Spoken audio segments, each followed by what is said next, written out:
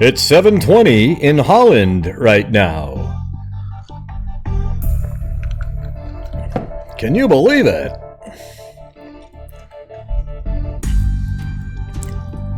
Well, I'm going to start my show here any minute now, and oh, you guys are already here. Oh, wow. Unbelievable.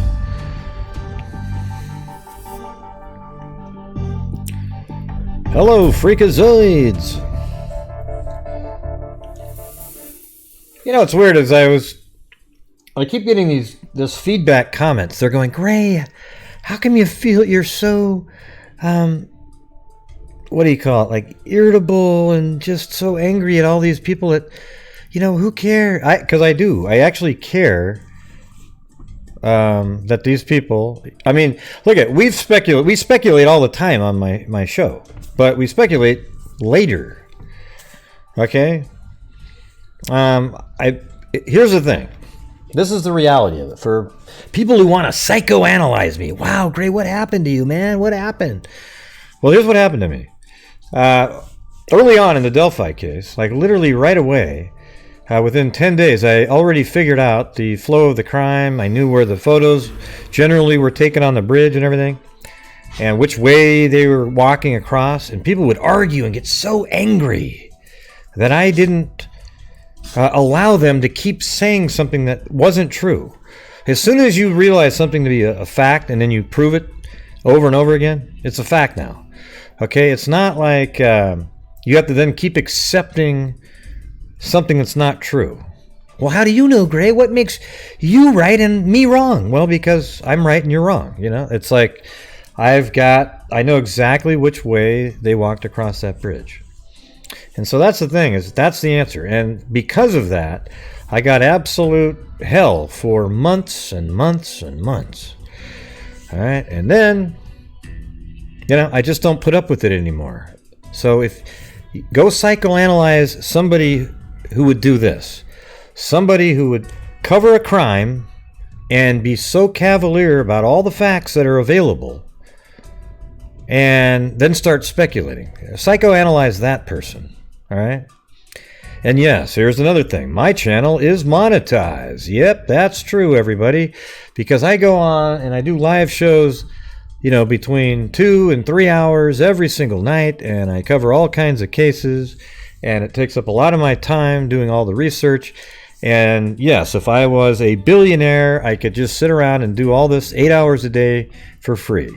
Okay, but until I see you writing letters to IDTV and HLN bitching about them having ads, which is absolutely the same, there is no difference, but you'll claim there is. Until I see you bitching about that, do not mention again, oh my God, Gray's monetized. Yeah, listen, here's what it does. It allows me to actually donate way more than I would ever be able to donate on my own, okay? I do make money doing true crime, but it's not really that much. I mean, if you knew how much it was, it's ridiculous, okay? So I donate way more money than I would be able to before, and I donate, and you could say, well, why don't you have your viewers donate all the time? Well, because people just don't want to do that every second. Like if every show I said, hey, everybody, go ahead and send in another 20 to EquiSearch. Nobody does that. So what I do is I make pretty big donations, you know, usually $100 or more to EquiSearch. We've done the exploited and missing children a couple times. I think DNA, I don't know if we did DNA dope, but we've done it many, many times, okay? All kinds of different things. So the thing is don't worry about what people are doing. Okay, just because your channel isn't doing well and you're not monetized, don't get angry when everybody else is, because as soon as you get up there in subscribers, you'll probably monetize as well, okay? Or you'll accept donations, but it won't be because of your true crime channel, you'll claim.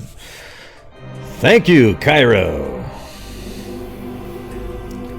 Right. I cover a lot of cases that the other true crime people don't cover. All right. I cover all these random missing people cases. They aren't covered by anybody all the time. So I think that I do good work. All right? I don't just cover one case like some people might say, you know, and they believe it because they don't really know what I'm doing. Hey, wow, thanks, Just Crystal. Oh, don't worry, I won't end the out-of-the-box thing. How about this? How about the 15th of July? How about that? That's when we'll cut that off. Does so much for crime victims. But don't worry, you didn't have to send in $49 to tell me that to not cut it off. But I appreciate it. Gray, please don't end out of box contest until I get mine turned in. Wow, thank you, everybody. I will turn in on Monday. That really, I mean, I wasn't saying all that to get contributions. I'm just saying on all of these channels that I've been on the last, you know, there's 2 channels. They're bashing over and over again. It's really crazy. Hot. But man, I really appreciate it. Thank you. And Crystal said, Gray, please don't end out of box contest until I get mine turned in. I will turn it in on Monday. Okay, great. But I'll cut it off on the 15th, and then we'll go over them, and we'll sort of weed through them and everything like that. Oh, wow. Thanks, Descender. Yeah, we're going to be donating on the 1st, again, probably to EquiSearch. You know, probably at least $100, all right? So there you go. Even though we just did a bunch of donating. It's weird how people don't really notice that kind of stuff. Strange, really. It's nice to see you pay it forward. Was it dancing on my head? Jeez, I missed it. Well, thank you. Thank you, everybody. All right. Yeah, Cairo actually was out at the, you know, prior to drinking all the gin, he was over there at the in Aliquippa filming various locations. And I haven't really seen them all, so I'm just going to play them. But I saw a couple of them just for a second. But it's kind of interesting because it shows a lot of the locations that we've talked about in the Rachael DelTondo case a million different times. Ray Hughes is the one channel that cares. Ray Hughes for president. You know what? I've had 3 people say, "Gosh, Ray, how come you brought up?" You know, like I'll do a 3-hour show, and I might mention Obama or something because I've never liked him, right? So I might mention him in something just in passing, but it's not like I sit there and have a politics night, right? Like I don't sit there all night and have a political, you know, and people go, I can't believe you brought up Obama. Oh, Great boy. Listen, if you're triggered. 2020. Yeah, thanks. 2020. If you're triggered by just bringing up something like that for 2 seconds, then just don't watch anything on YouTube, man. You are way too sensitive. I mean, you're talking about, like, I don't even remember why I brought him up or for what reason or anything. But if you're one of those people that literally needs to type in, wow, I can't believe it, because I love the guy. Well, so what? Okay, I don't like him. I thought he was terrible, and he lied to people all the time, but he got a break from the media, and I can't stand that shit, okay? So that's what I believe. So, oh my God, I triggered you again. Oh, boy. Yeah, well, too bad. Anyways. Hey, if you like your doctor, you can keep it. Well, no, you can't. So anyways, if I bring him up randomly, like for 1 minute out of 1,000 minutes, don't worry about it. Grinning face with big eyes, smiling face with sunglasses. Well, thanks, Donna. Appreciate it. Yeah, so all I'm saying is if I bring up something political just for a couple minutes, that's just what I think. And I get to do that. You know why? Because it's my channel. It's weird. I mean, it's weird how I can just sort of say what I want sometimes. I know it's not really what you might believe or anything like that, but just kind of focus in on the true crime stuff. Like after I'm done, make a comment. Just realize that that's not all of life. You know, we don't all agree, obviously. All right. One thing I do know is that people on the right won't unfriend somebody because you're on the left.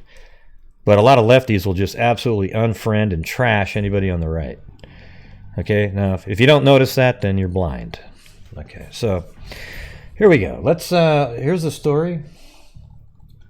Today we've got the, I'm not saying everybody, but it's very common.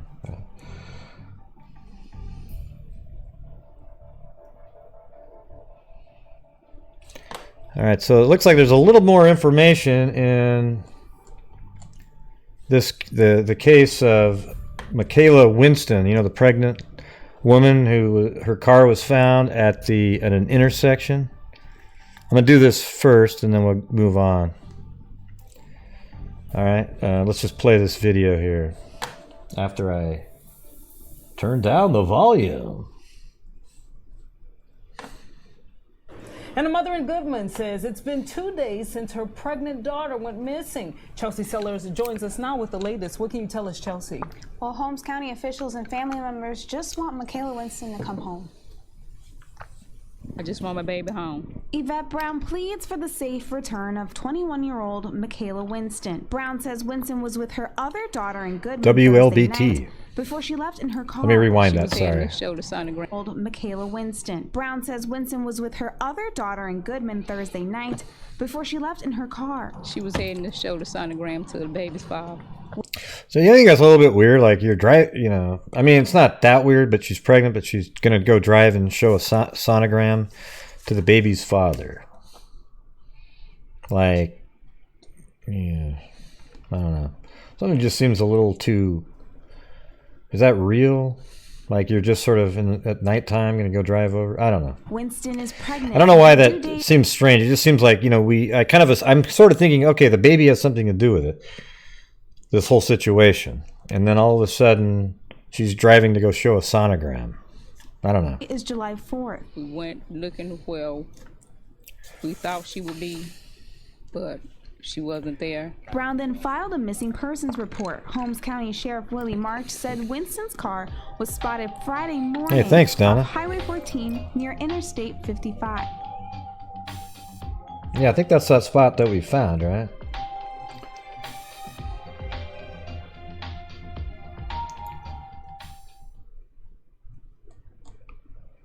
Let's see, where is this one? Yeah, Makayla Winston, okay.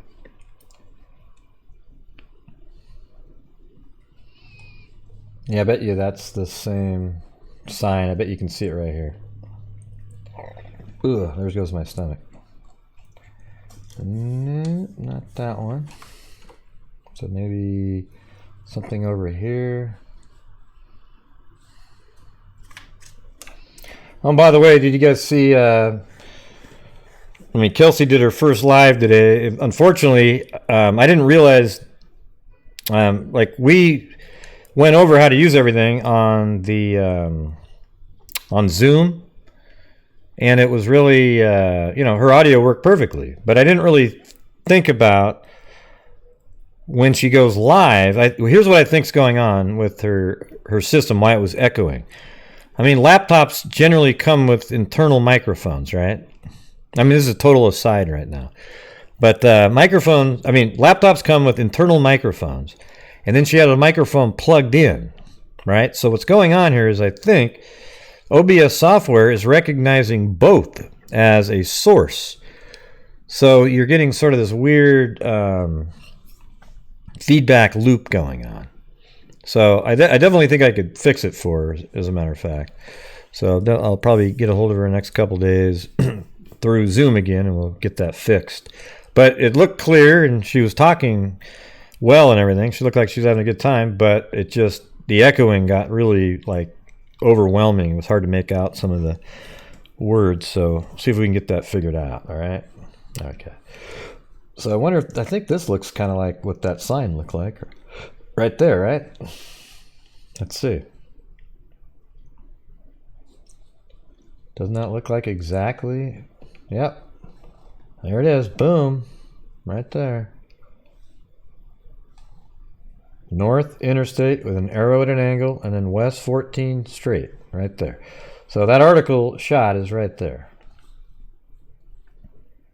Yeah, we understood it was a white vehicle parked behind her, like an SUV.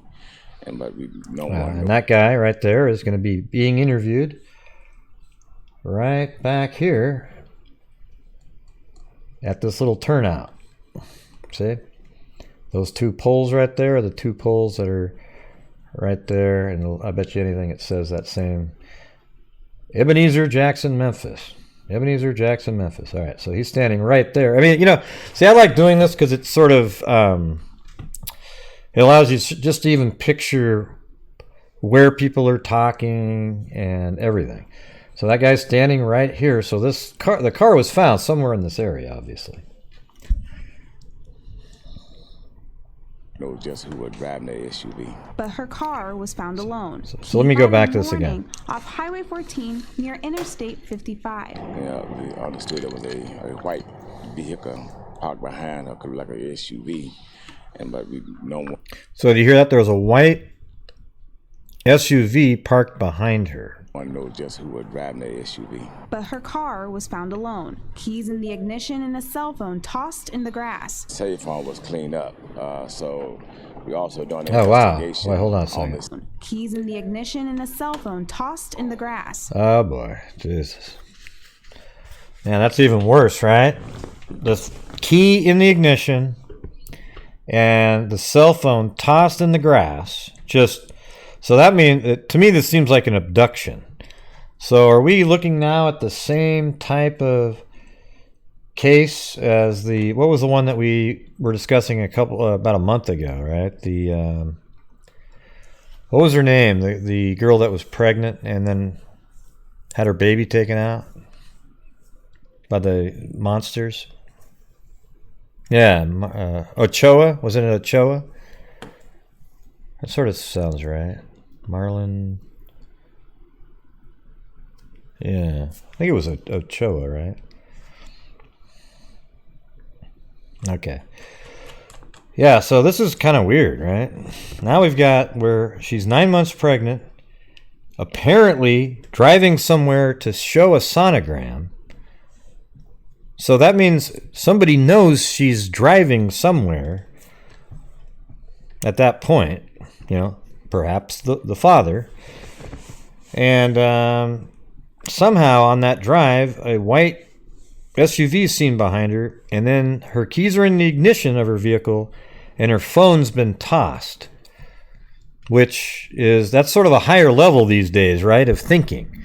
A lot of these criminals lately are idiots and keep the phone with them and text around and show where they're at too. But somehow they threw the phone also, so now there's no way of tracking her specifically.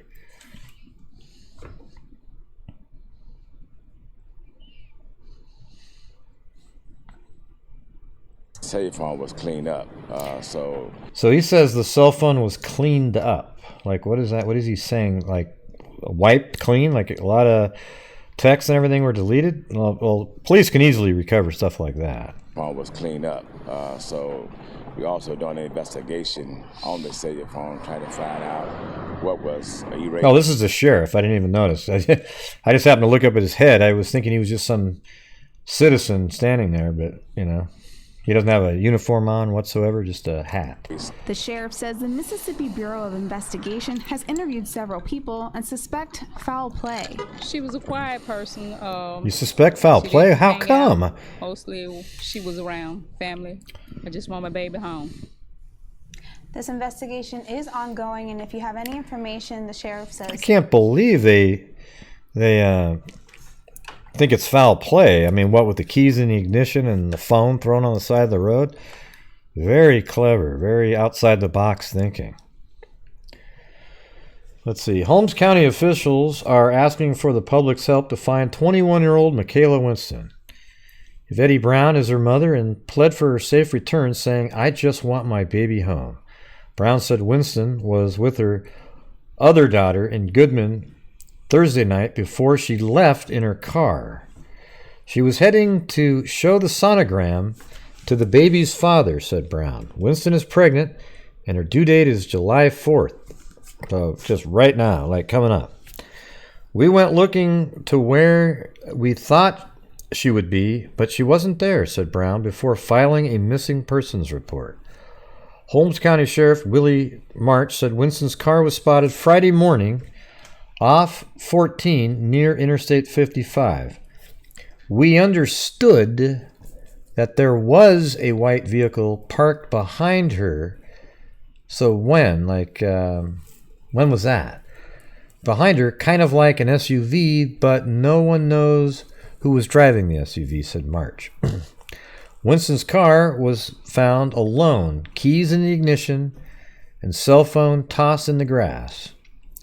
The cell phone was cleaned up, so we're also doing an investigation on the cellular phone, trying to find out what was erased, said March. The sheriff says the Mississippi Bureau of Investigation has interviewed several people and suspect foul play. She was a quiet person. She didn't hang out. Mostly she was around family. I just want my baby home, said Brown. Well, I guess, the first person you got to look at is where was she going, right? I mean, she was driving over to the boyfriend's house with the sonogram. So what are the odds that somebody, we'll just have to wait and see, I guess. But I guess there was a white SUV behind her vehicle at some point. I don't know, when it was found, if there was one there earlier, or did somebody notice it when they were driving by and saying, oh, I saw a white SUV behind it. Pretty freaky, though. She just kind of disappeared.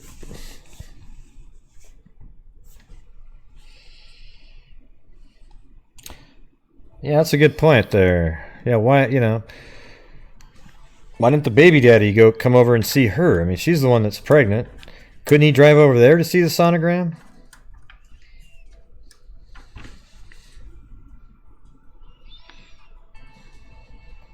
Yeah.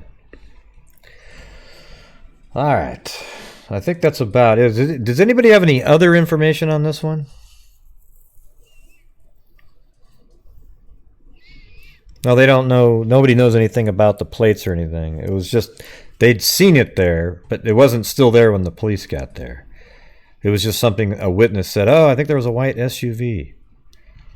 And see, it says, we understood that there was a white vehicle parked behind her. Not that it was there when they got there.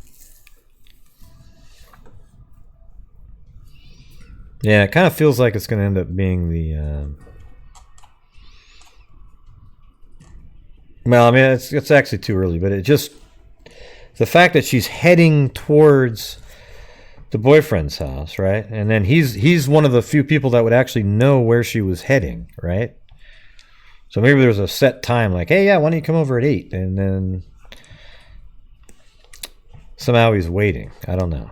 Yeah, it could be numerous different things now. We have absolutely nothing to go by. I mean, I'm actually, I do speculate here. I'm only speculating that the boyfriend might be involved, but we're kind of basing it on the fact that she was heading to his house to show him the sonogram.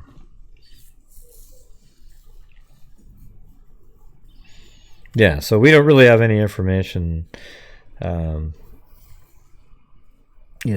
will strongly point to anybody at this time.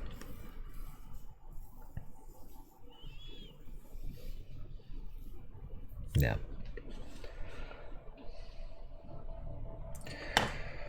All right.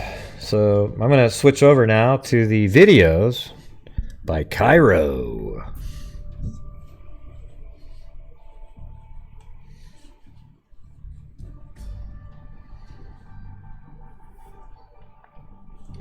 Yeah, so we're going to switch over to the Rachael DelTondo case again. All right, so I don't know how many people are watching right now. I know it's kind of late. Let's see. Let me shut this all down. Yeah. I get nervous when I shut down 10 windows at the same time, but get lucky. I did get to go out and play golf today, by the way. I only shot an 80. I couldn't make any putts for some reason. Every time I putted the ball, it would almost go in. And it was just kind of, I lipped out like 3 putts. I had about 5 more that were going right in, and I didn't hit him hard enough. Crazy.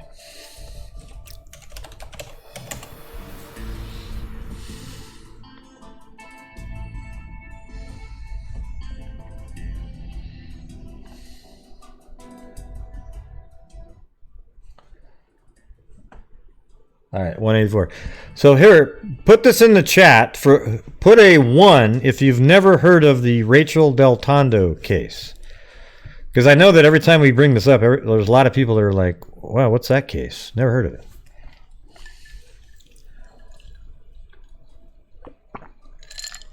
And there's 1. Well, I didn't say put a 2 if you... I just want a 1. Like, lanky Tor. That's hilarious. So that's quite a few 1s already. Look at that. 1, 1, 1. Oh, come on, Nanny. You've heard of Rachael DelTondo. I know it.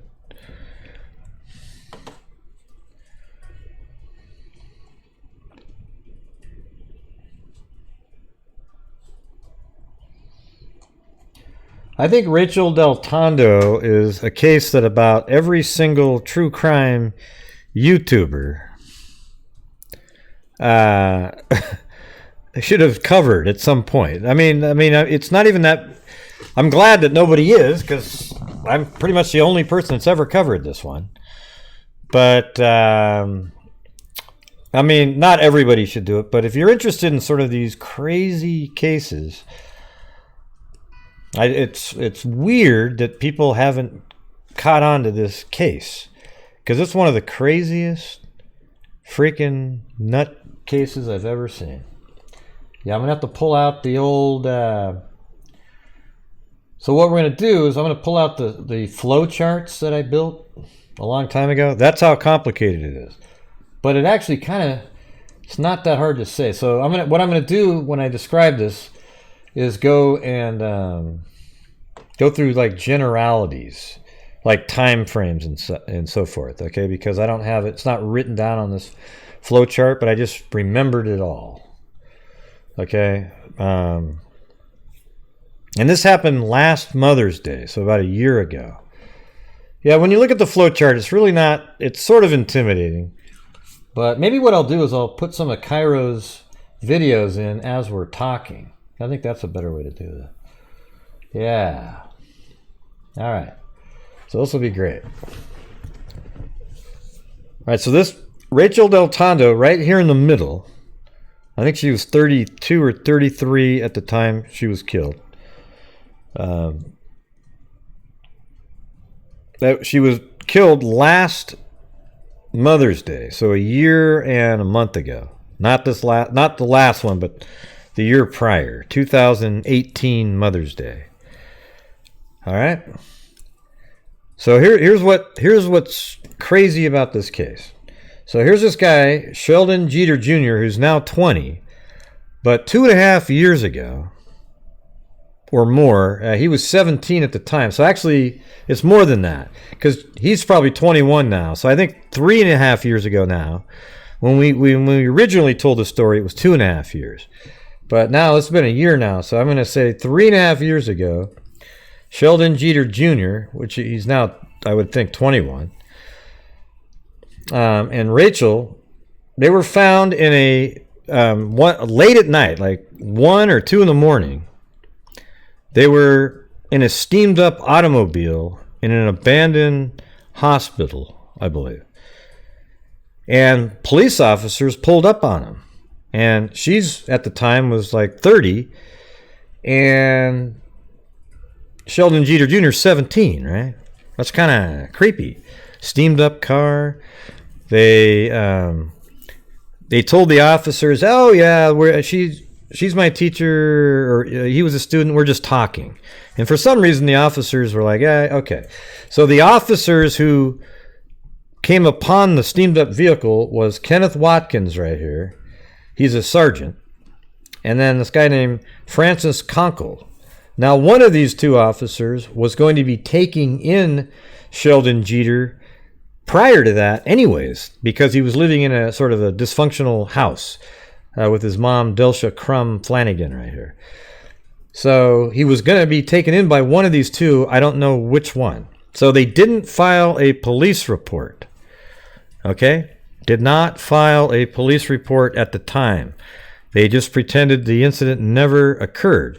However, at the time Rachael was in the car with Sheldon Jeter Jr., she was engaged to this Frank Catropa character here, kind of a, town businessman. He purchased an armored vehicle apparently at one point for the police department. Has connections, a little something, kind of little weirdness there with this guy. And so actually, not too long after that, they called off the engagement and then completely called off everything like within a year after that. I've got the whole timeline somewhere, but I'm just trying to give you the generalities of this. So here's the actual location. It's raining outside, but this is where the abandoned parking lot area is. Somewhere out in here. All right. So when you're looking at that, you see that right there, and then I'm going to go to Google Earth just to kind of back that up a little bit.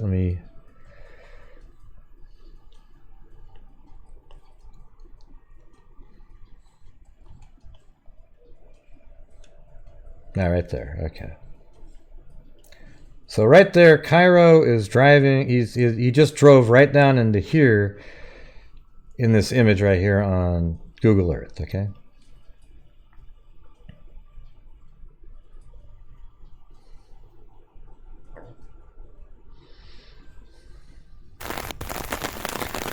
It's pouring out there. What a trooper, huh? Looks like he's got a GoPro or something. Yeah, there you go. So that road right there, looking back at it, would be kind of about like this, I would imagine.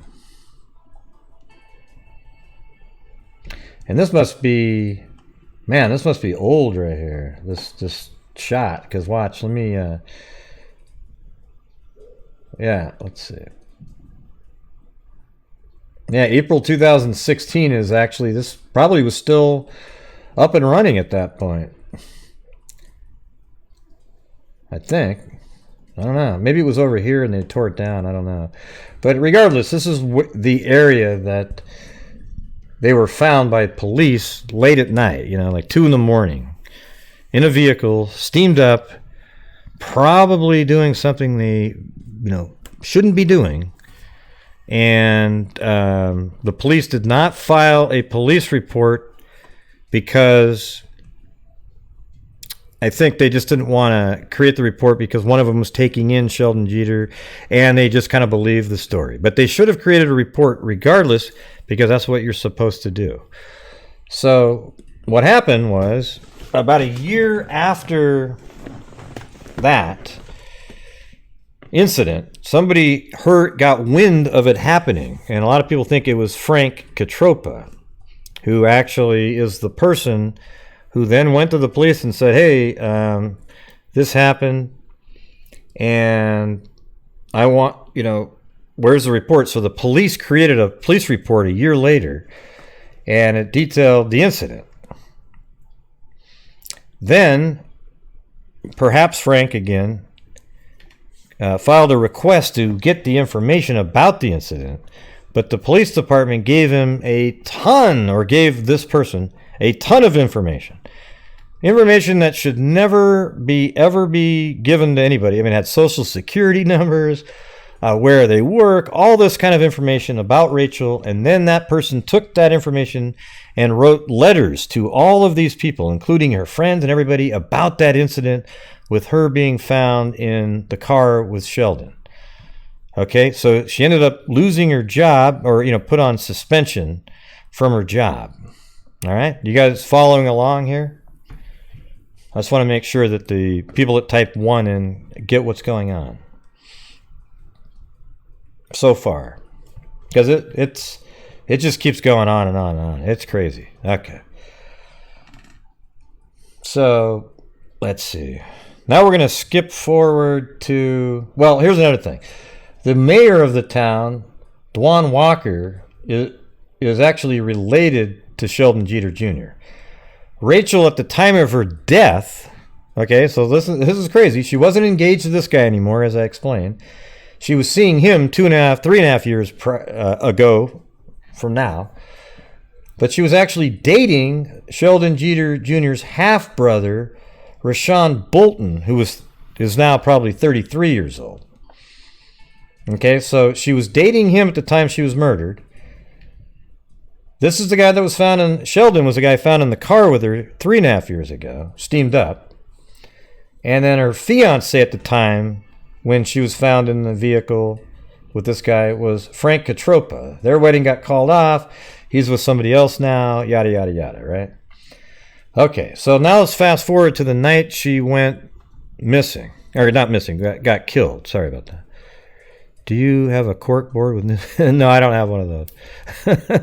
I just try to do this kind of stuff. So here's the thing is... the night she went missing, this part here is crazy, though. Listen to this. Rachael DelTondo goes out for frozen yogurt. Well, let's rewind. First in the evening, she was hanging out with Lauren Watkins, and guess whose daughter that is? Wow! Lauren Watkins, who was only 17 at the time, by the way, going out to hang out with Rachael, who at the time was 31 or 32. Lauren is the daughter of Kenneth Watkins, the officer who found her and Jeter Jr. in the car 2.5 years prior. Don't you think that's crazy? Yeah. So she's out hanging out, and they end up going to a Circle K. And I think he filmed that. Let's see if he's got that. So here's the Circle K that they went to right there. I haven't seen this yet. I'm just seeing it as you guys see it. But it looks like that's the Circle K that Rachael and Lauren Watkins went to. They went there earlier in the evening, and then they decided to go out for frozen custard.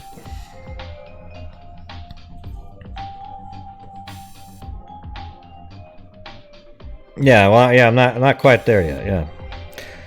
All right. So, anyways, the girl at Circle K is meeting me Tuesday to tell me the word on the street. Oh, that'll be great. Show the tweaker video, lol. Yeah, it'll be cool to get the word on the street. I bet it's not far off from what we're saying. All right. So, anyways, there's the Circle K that they met at, and apparently the Circle K has an image of Jeter Jr. there earlier in the evening too. There's just a lot of weirdness going on in this case. But they went there, and let's see. And then Lauren and Rachael were going to go hang out and go to Hank's Frozen Custard. I've said yogurt a million times throughout the year or so. I don't know why I keep doing that, but they went to Hank's Frozen Custard, which is, I think I've got it on the map over here. Let's see, where the hell is that? Where's Hank's? I'll type it in. Hank's, there it is. No, I guess I didn't have a pin on it. But there's Hank's right there. So they drove there, but guess who they drove there with? It's crazy again. So Rachael here and Lauren Watkins go to Hank's Frozen Custard with Tyree Jeter, the older brother of Sheldon Jeter Jr. So now you got this 26-year-old, he's probably 27 now, and Lauren Watkins and Rachael. So they all go out to Hank's Frozen Custard, and I got to get some more screenshots for you here.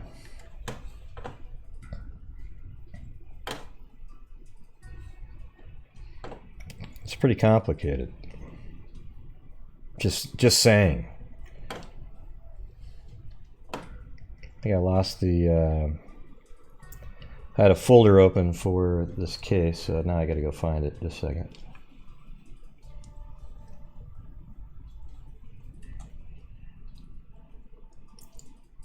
All right. We actually have screenshots of text messages. All right, I think this is a good one here.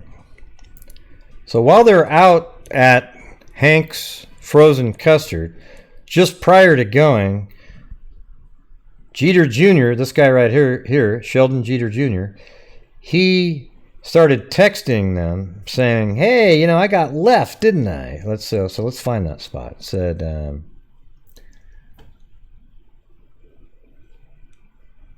yeah, right here.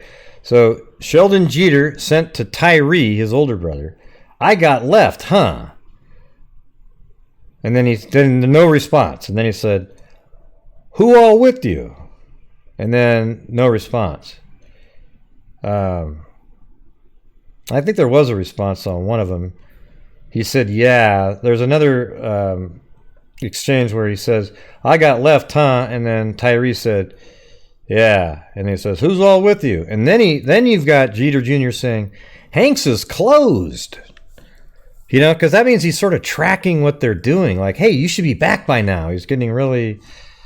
It's pretty crazy. And then when they got back home... Well, let's go now show the video of Hank's and the Tweakers. So here you go. This is Hank's Frozen Custard, which is right here. Right there.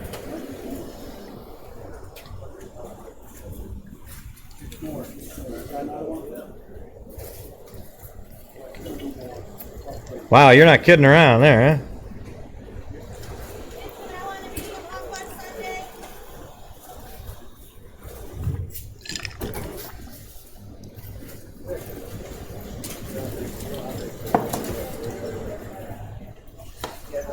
Maybe he's listening to the breakdance music. You ever thought of that?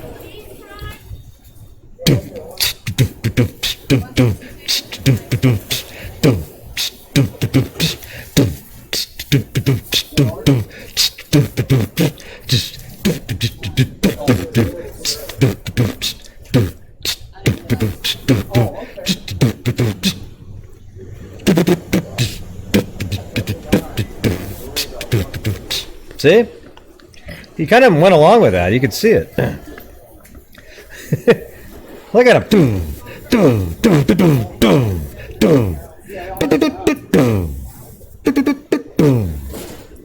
Oh yeah, he's got it, man. Look at that.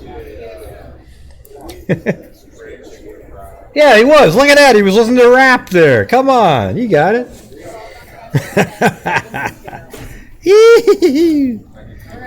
Oh, jeez. Wow. I don't think I've ever actually seen one of these guys. I'll sit in with her.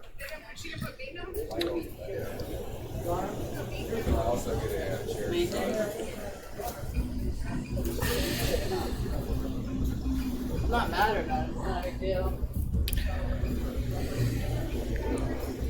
That was a good show. Yes, ma'am. Thank you. Play it all, please. Wow. See that? He's still rapping. Look at him. Dude, it's a rumor going around about me and the crew. One Dorito, one Frito?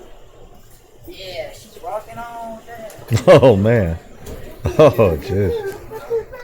Ba-da-da-ba-bow.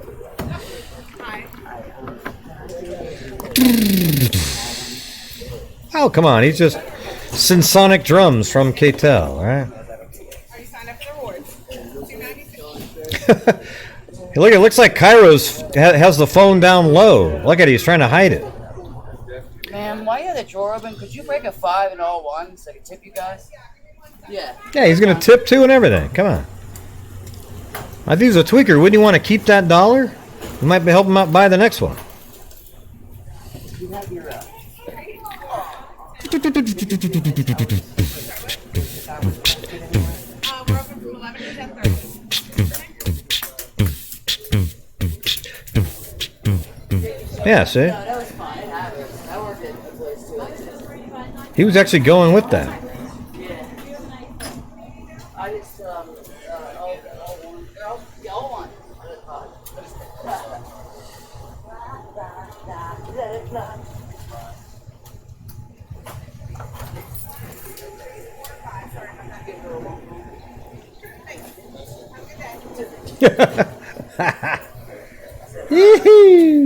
That's awesome.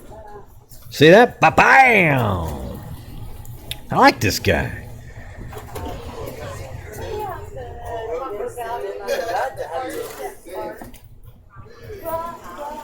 Yeah, Trump tries to get rid of people like that. I mean, not people, but the drugs he's pretty against the drugs. Anyways, yeah. All right. Crazy. All right, so they go to Frank's frozen custard, and they head back home, right? And the whole time they're gone, Sheldon Jeter Jr. is like, "Hey, where are you at? You should be home by now. It's closed. What are you doing?" He seems really almost controlling, a little bit like that, right? And then Lauren Watkins, when they pull up to Rachael DelTondo's house at 10:41, she said, "Hey, go for a walk." And then Rachael replied, "You serious?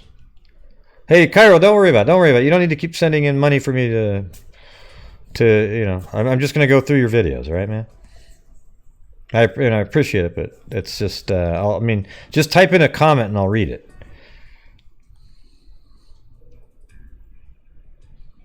Yeah, nobody's upset about it. I thought he was doing breakdancing. But yeah, just type in a comment. I'll read it. You don't need to send money for me to read a comment. All right. You already went out and filmed all this stuff, so I appreciate it.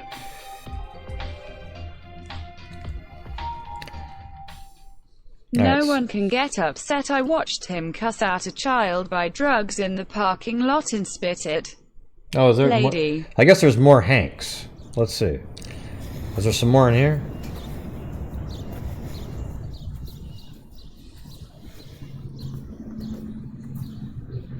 Just spell my name right.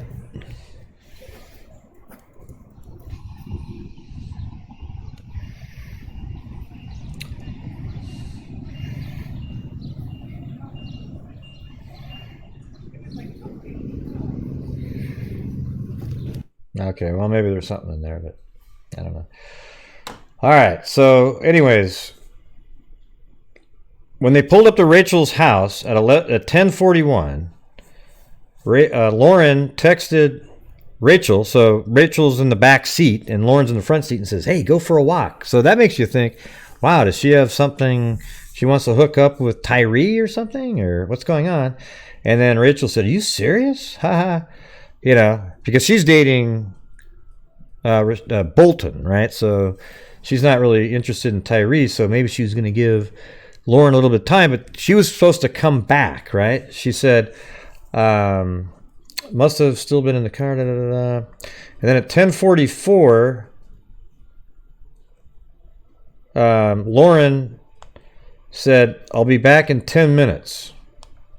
And then Lauren Watkins dropped off Tyree Jeter on Main Street in Aliquippa, apparently. Then 4 minutes later at 10:48, officers were dispatched for shots fired at the home. So you're talking about she was dropped off at 10:41, and 7 minutes later, cops are already at the house because she was shot 10 times in the driveway of her home. It's crazy.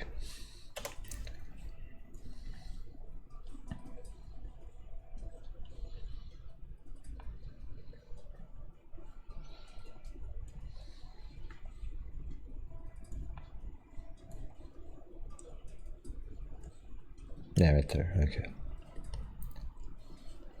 All right, and that's right here on this street right here. I think there's Street View 2. So I'll do this. He's got a video also, but so right here. And what's weird is I think that's her dad back there, literally standing on the porch, because this is her parents' house. That's where she lived, and she was shot right here on this driveway. And apparently she had her hands up like she was trying to defend herself. She was shot 10 times. And you sort of wonder, was it Jeter Jr.? Maybe he was jealous now that his brother is dating Rachael, but they had a relationship. The thing is one of the weird parts about it is just sort of the timing of when Lauren got there. Very, very weird stuff. Like, let me see if I can find this one. Okay, so this is some of the text message.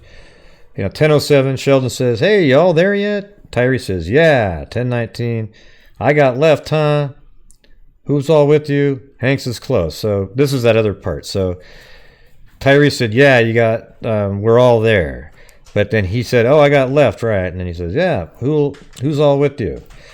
And he didn't respond. Tyree didn't. And then he says, "Hanks is close." So that means he's sort of tracking what they're doing. He knows they should be home now. So he has a good idea of when they're supposed to be back at her house. See?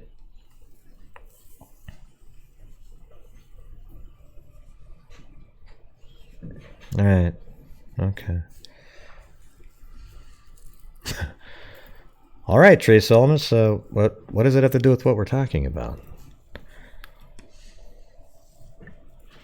Yeah, this case is crazy, right? So 10:48, officers are dispatched for shots fired at the home. 10 minutes after Lauren Watkins left, she sent, "Be there soon." So that's at 10:58. So she's still driving around this other guy saying, "Oh, I'll be back soon," to Rachel, but Rachel's already dead at this point. And then 6 minutes later, Lauren Watkins said, "On my way," at 11:04. So let's look at it like this. Excuse me. 10:41, Rachel gets out of the car. At 11:04,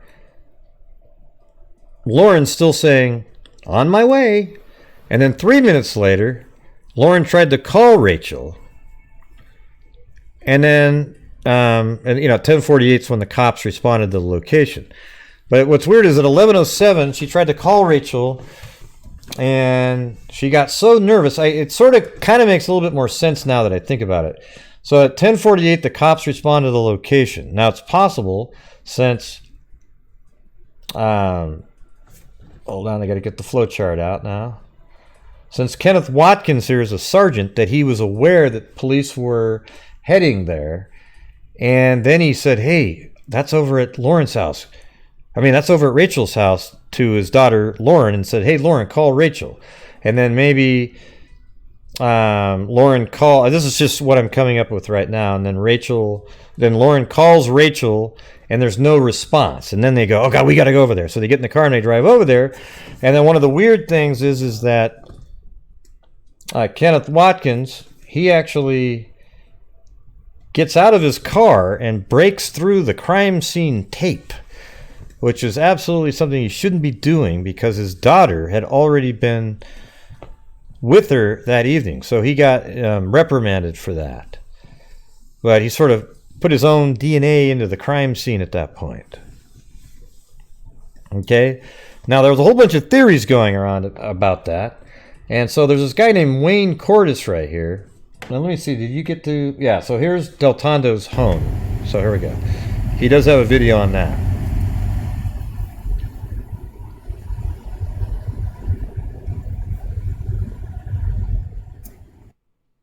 I just want to get to the house part.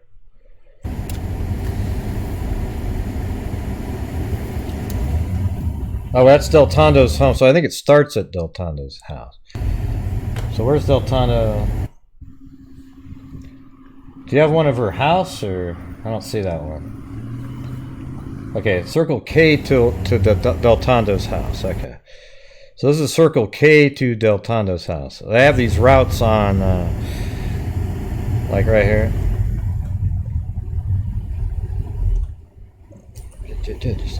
Let's see. So there's circle K. I think he's doing that right now. That route, circle K till DelTondo's house. So I'll rewind it. So here we are at circle K. It's funny, there's this other guy that made videos on YouTube that had some similar areas on it.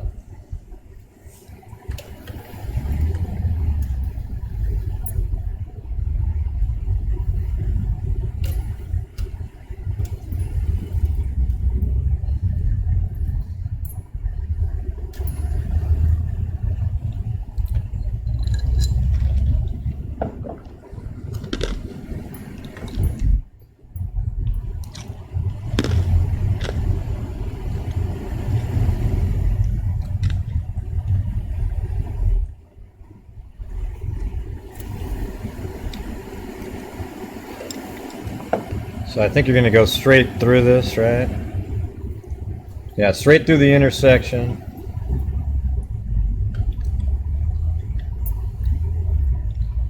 And then take a left somewhere about, not too far up there actually. But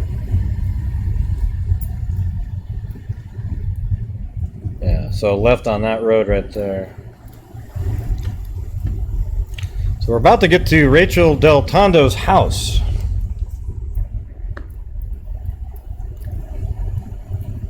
You know, it's weird how much hillier places are when you're actually looking at the video instead of Google Earth. It doesn't really get a lot of the slopes and things like that.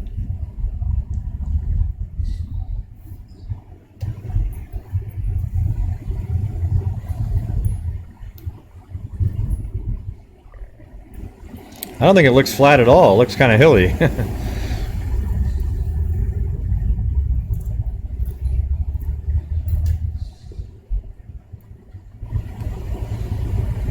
It is kind of hilly. Look at it.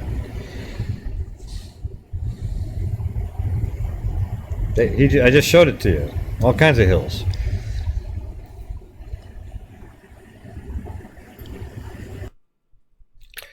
Okay, I don't know if he made it all the way there, or let's see. So when he took that left... Well, hold on, let me look. Yeah, so she's right there. I don't know if... That kind of looks like the one he was just looking at, but... Yeah, doesn't that look like it right there? I don't know if that's common with the little... But it didn't look like you drove the same way as I have on that.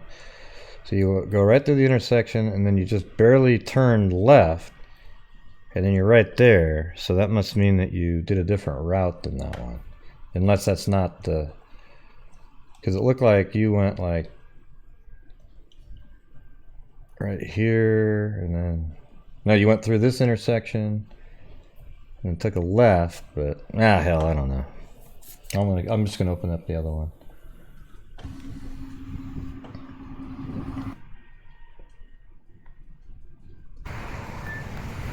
So I think that's it right there.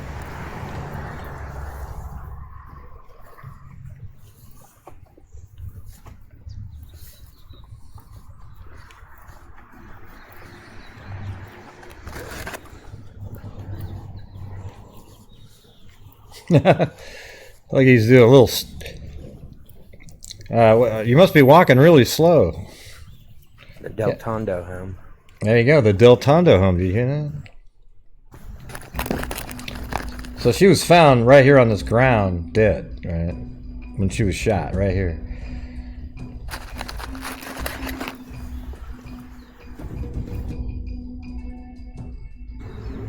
Yeah, see that right there is where... Neighborhood vid. Yeah, I got it.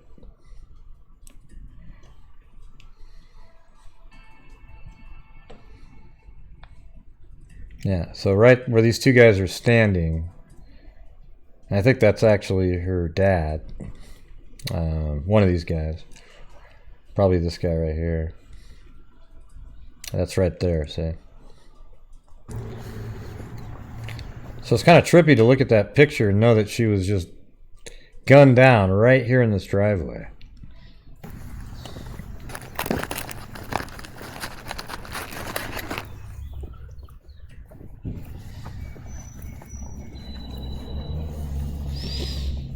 Yeah, Cairo, thanks for going out and filming those.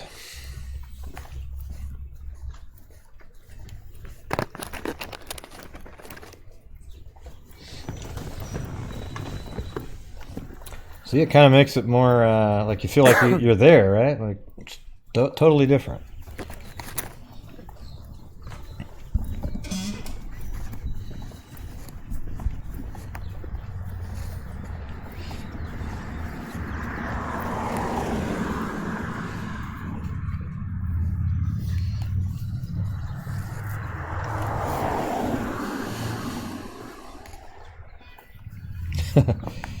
You gonna go walk across the street now and film back? They're probably going, wow, why is that guy walking laps? Yeah, so there it is right there.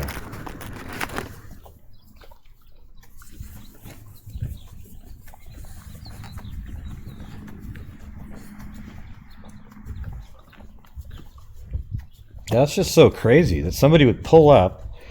It's not even really that late out, and just shoot her 10 times in such a busy neighborhood.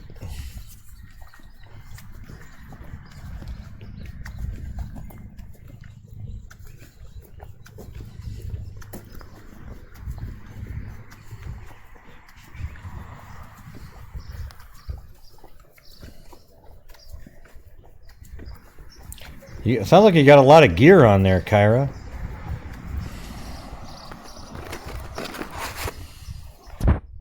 It's like, all right. So there you go, same place right there. And let's go back to this now. So not too. Let's see. Yeah, like after the murders, the murder. This guy right here, Wayne Cordes, was arrested by Kenneth Watkins right here. This guy named Wayne Cordes. And he was arrested right here in this, let's see, hold on. Right here. Okay, he was right in this area, and he beat somebody up with, I think, a bat. And he was put in jail. But while he was in jail, he told the prosecutor that he had inside information on the DelTondo case and had received a letter that was given to a friend of his that works for Circle K. And he cut the letter in half, and this letter tells all that would happen.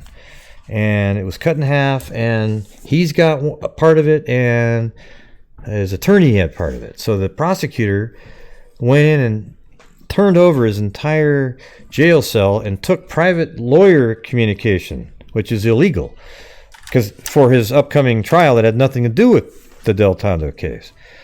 Okay, but the letter said that Kenneth Watkins was involved. I mean, it was weird because the letter actually matched theories that we talked about, that we speculated upon. It was very close. I mean, it was almost identical. Okay, now I think he actually filmed this spot too, so here you go. This is where the beating took place. And Kenneth Watkins, I think that building right there is this building. Right there, that's that building. In fact, I bet we can go to Street View on this one and everything's going to look similar. Yeah, so that one, and right there. So he's kind of coming from the downhill side of it.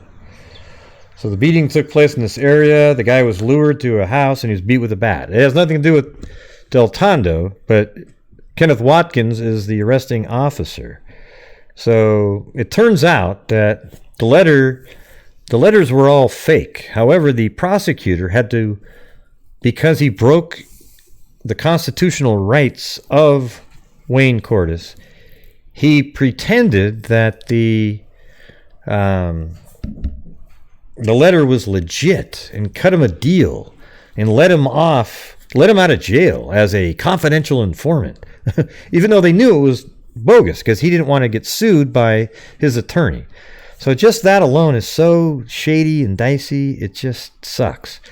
Okay, one of the things I forgot to mention, however, was all of the myriad of police chiefs. So here we go. At the time, remember early on I mentioned that they had to redo the,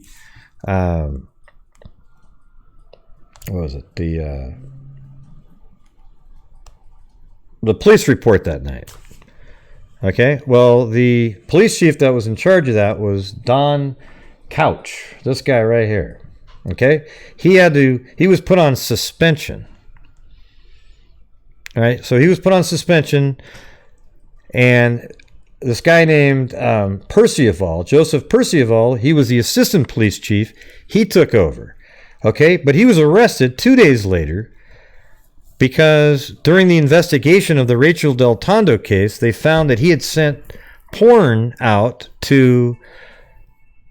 Okay, here we go again. He sent porn to Lauren Watkins, Kenneth Watkins, and Stephanie Watkins. It was a woman half naked on a swing pissing into the air. Thanks, Claudia Neubauer. Or Claudia Neubauer. Grateful for Gray Who Was He and that help out filming these cases. Yeah, it was awesome. So isn't that crazy? So he sends porn, and then he's arrested for sending porn out, but it was supposedly a group text message. I actually kind of believe that now. I think the shady character in this case is actually, at this point, is the district attorney, David Lozier. Okay? Because it turns out later on that Percival had been sort of, he was a confidential informant himself to try to, of corruption in the town, and had met with him privately a few times. Okay? And then, not only that, Percival was then arrested a second time because they found out that he had secretly recorded Don Couch regarding the corruption. And that's illegal. So he was arrested. Then a third police chief came in, and then he transferred the case over to the state attorneys. Lauren, let's see. So, and by the way, another interesting fact in this case is that Rachael DelTondo was a confidential source for the Beaver Countyan newspaper for corruption in the town of Aliquippa. Okay? So there's a lot of weird angles to this case. There could be she was killed because she was going to come forward with information on the corruption. Maybe Sheldon Jeter Jr. killed her out of jealousy. Could it have been that that Kenneth Watkins had some inside information? I mean, knew that Rachael had inside information, and then sort of used Lauren to lure her over there. It's crazy, crazy times. Yeah, it's an absolute nightmare, this case. Right? That's why you need a flow chart. Hey, thanks, Dark and Lovely.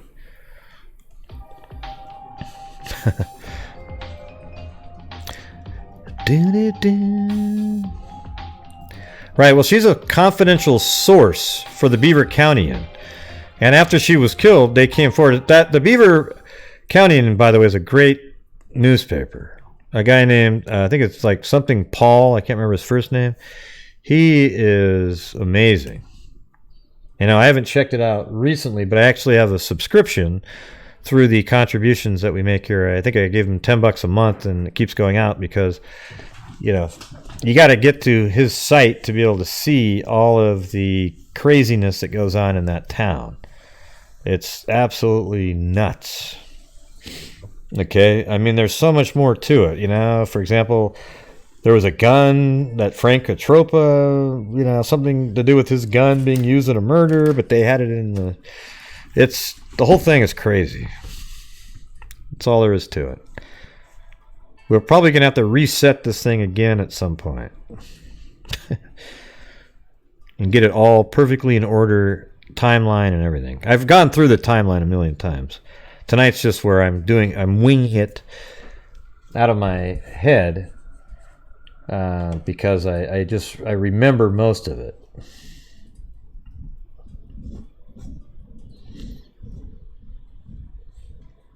Yeah, so good videos there, Cairo. Thanks a lot. Yeah, now if you can get out there and get those interviews, that'd be awesome. Yeah, it really does take a lot of effort. Hey, Nancy Grace, I know that you've covered it, but get into I think you covered it, but why don't you get really into all this crazy detail? It is one of the weirdest cases that I've ever seen. I mean, you've got a mayor who is related to Sheldon Jeter Jr. Sheldon Jeter Jr. was found in a car 3.5 years ago, steamed up in a abandoned hospital parking lot with Rachael DelTondo, who was 30 at the time. Rachael DelTondo was married to Frank Atropa, and she begged the police officers. That's one of the reasons report wasn't made, for him not to find out about it. But their their engagement was on the rocks anyways, and then it became formalized quite a bit later. But they didn't get married, and then she was killed in her driveway at night, after being dropped off by Lauren Watkins, the daughter of the police sergeant who found her and Sheldon Jeter in the vehicle 3.5 years earlier. And then also Kenneth Watkins' wife has a job that is related to ethics and so forth. I can't remember what the exact title is, but it just seems like everything's too connected somehow. I mean, maybe it's a small town or whatever, but 10 shots, nobody saw anything.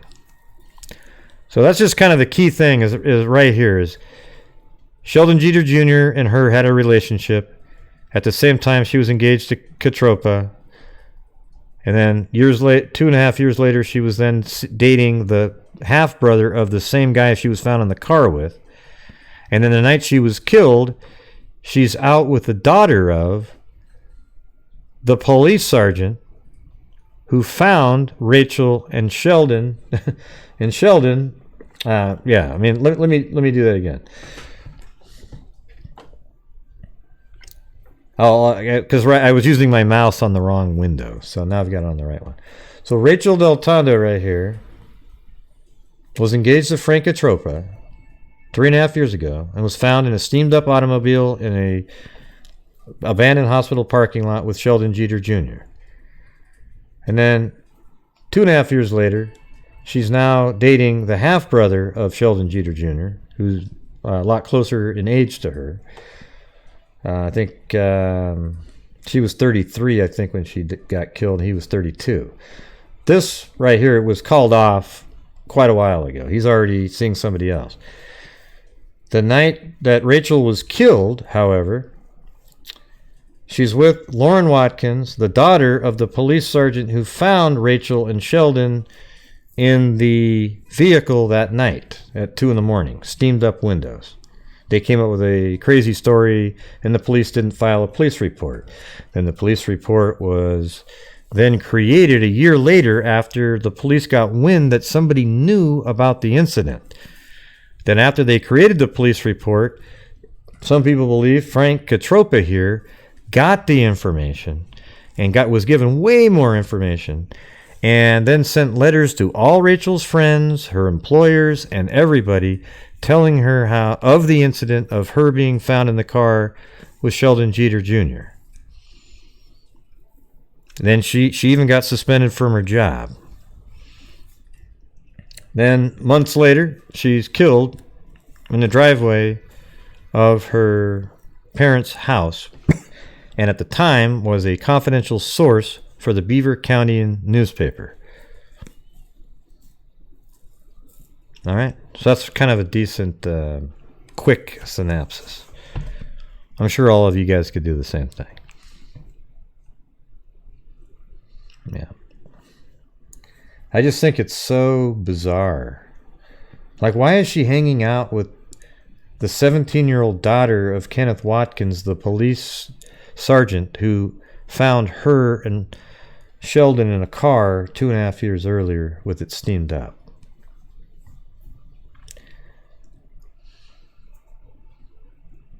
It'd be great to have answers for all that. You know, maybe we should try to get a hold of Kenneth Watkins.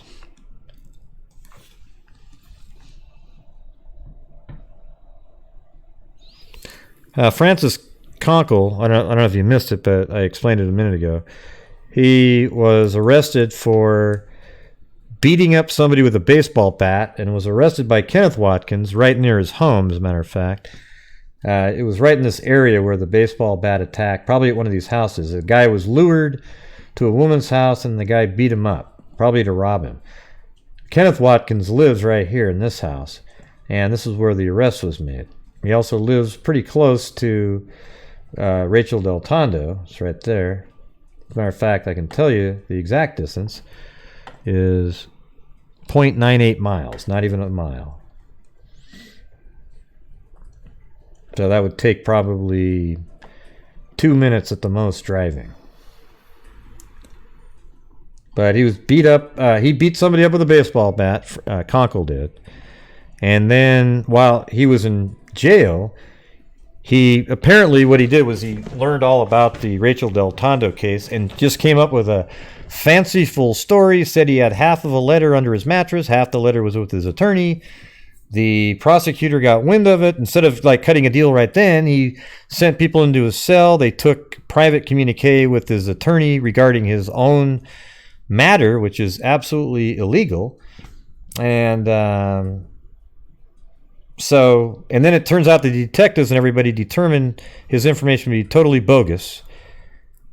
And then the prosecutor, Lozier, still cut a deal with him because he didn't want to be sued by his attorney. So he let Wayne Cordes out, a guy that beat somebody up with a baseball bat, because he illegally searched his jail. See? You see how crazy this crap is?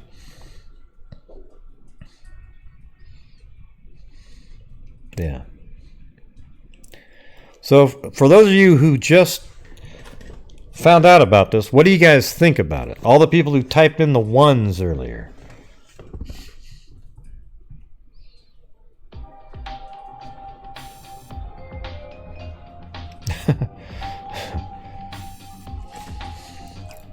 Yeah, I like rainbows too. Yep.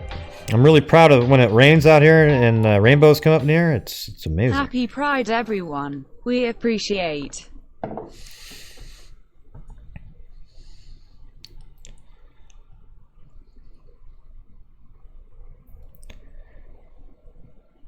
Yeah. Yeah, there's a lot more to it. What I would suggest is go to the Beaver County website. And they do have a lot of his articles are just for anybody to look at.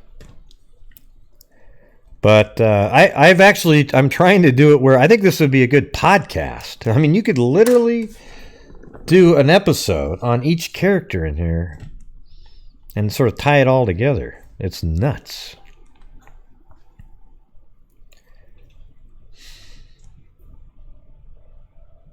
Yeah, I didn't say you didn't know about it, Claudia. I was talking to the people who typed in a 1 earlier who didn't know about it. That's why I said, for those of you who didn't know about it, what did you think?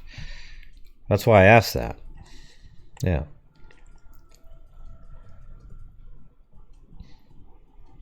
I don't know what that means, Wally. That didn't make any sense. Sorry. Could be as complex as her thumb. Whatever that means.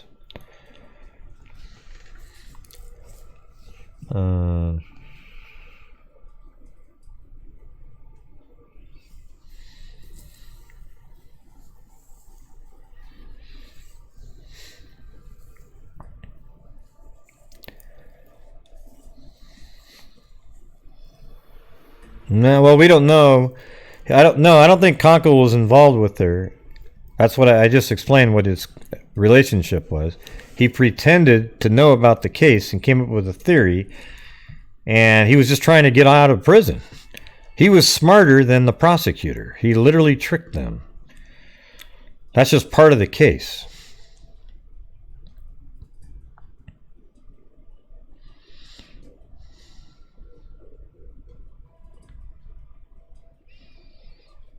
Yeah, maybe. Yep. So anyways, if you missed it, you should go back and watch it because Cairo provided a bunch of video and we put the video into the correct portions that when we were talking about those locations. Replete with a tweaker at Hank's Frozen Custard. Although I'm not sure he wasn't just dancing to some sort of rap. You know, we don't know for sure. No, he wasn't a partner. What do you mean the partner of Watkins? Oh, you mean who's Francis Conkle? Okay, I thought you were talking about Wayne Cordes.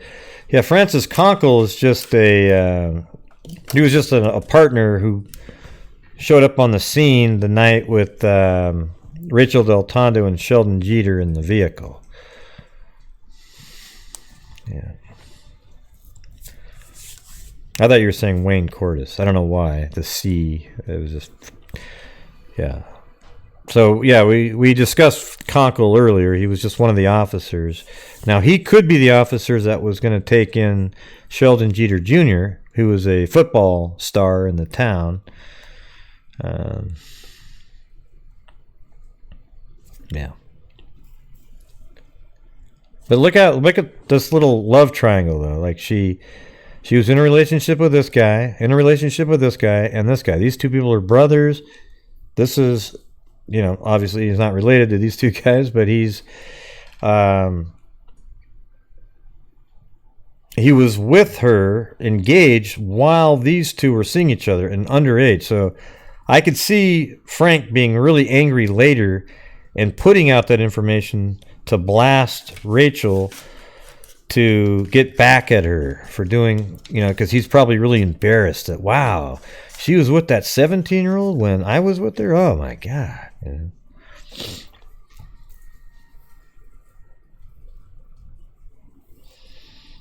Yeah, maybe. I don't know. Conkle might just be like, yeah, I remember that night. Yeah.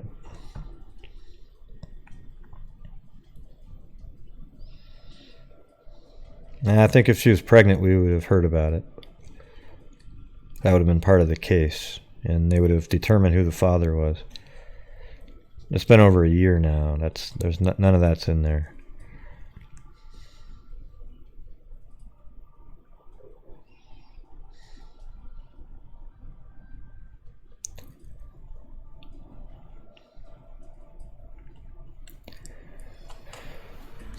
Yeah, it's just so bizarre. That's why I always feel like Sheldon Jeter has something to do with it, because he knew that they were coming back. All right, but you gotta lately though, in some of the later articles, that Frank Catropa guy, there's something off about him too. So my thing is, it seems like you kind of narrowed it down to Sheldon or him. Okay, what's weird though is the same attorney, I think, represents both of them. I think that's sort of what my mind's remembering. So Sheldon knew, like, oh, Hank's is closed. You know, you should be back. So he drives over to Rachel's house, pissed off, like, hey, how come I didn't get to go? What, what are you doing? What are you doing? And so right when she gets there and is dropped off, he gets pissed off and bang, bang, bang, 10 shots because he's angry. To me, that just, rings more plausible. Not to say that happened. It just seems like that's a possibility. Well, I don't know if it's a setup, if it's him, because he just knew that they were going to be home, and he waited and got pissed off. Because there was a time when he was with, Rachel was with Rashawn Bolton, because they were dating, when Sheldon showed up and said he would kill Rachel. And then, but he didn't because Rashawn was there. And Rachel was fearing for her life for a long time. But apparently she just never actually told anybody, like we hear so often, of exactly what she was scared of.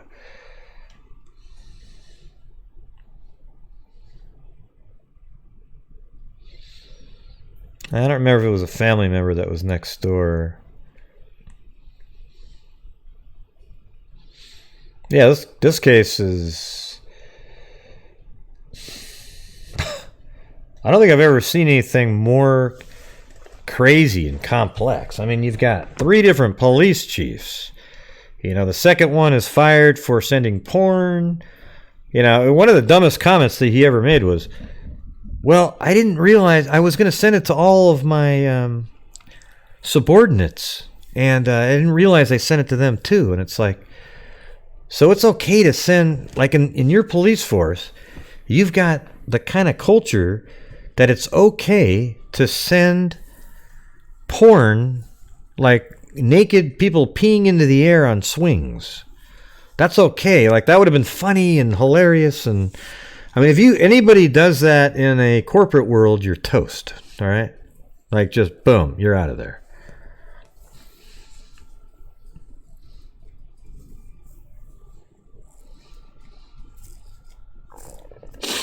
I don't hate cops, but I'm just saying I think there's some bad ones out there. Let's put it that way. Here's what they need to do in Aliquippa, though, is they have like the highest turnover ever. Like they have a hard time hiring cops there because I think they know that it's not a good place. I think the federal government needs to come in, get the FBI in there, and then just absolutely clean house. Like get rid of everybody. Like do full background checks on everybody, anybody that's still there, and if there's anything dicey, they're gone. And just keep the ones that are, that have no record and can be proven to have not done anything. That town right now is just a cesspool. It's an embarrassment. Bray, how do you know? There's some really... I don't give a shit. Listen. Just right here, just looking at this board, what we're looking at right here, it's a nightmare over there. It really is. Yeah, I'd say 95% of all police officers are good people. I remember I said that on one show and the guy got really angry at me. Remember that?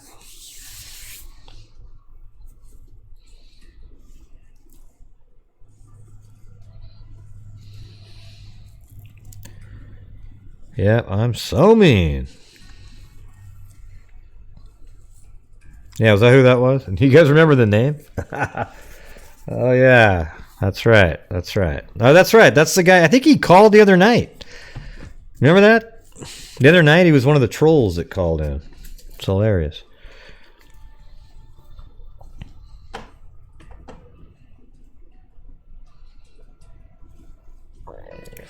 Oh, there's my stomach. Hey, look, I'm going to be part of the flow chart. Anyways, I'll be back here in a second.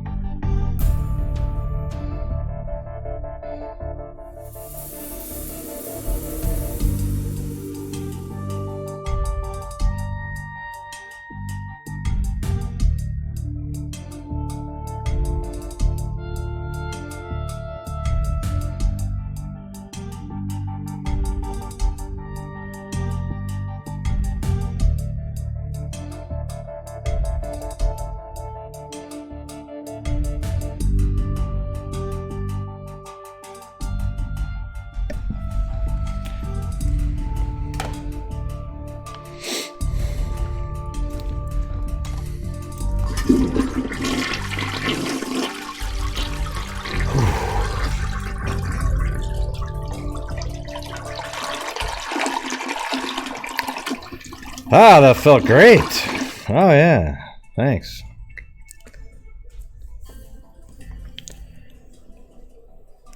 Hey, Cairo, come on, man. Get some sleep. Really appreciate the videos.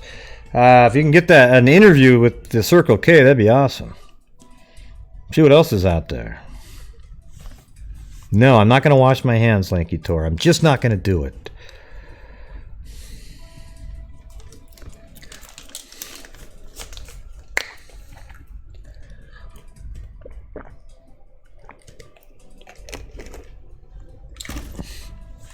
I got stuff set up.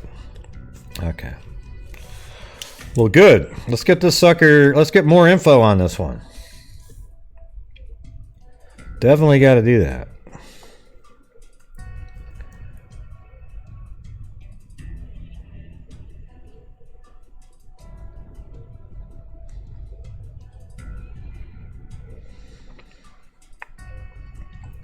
I'm just reading some stuff here.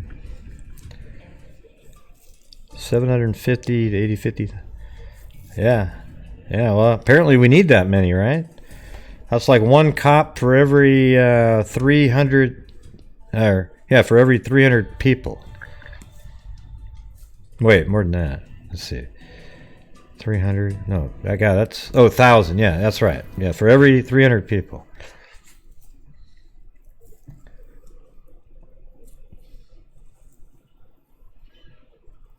You won't eat my cooking? Well, how do you know I didn't wash my hands already? You said, go wash your hands, Gray. And I said, nope, not going to do it. Because maybe I already had. Do you ever think of that? Just because I don't have the sound effect for the sink. I mean, what a boring sound effect. Oh, I'm washing my hand. Come on. Jesus, really?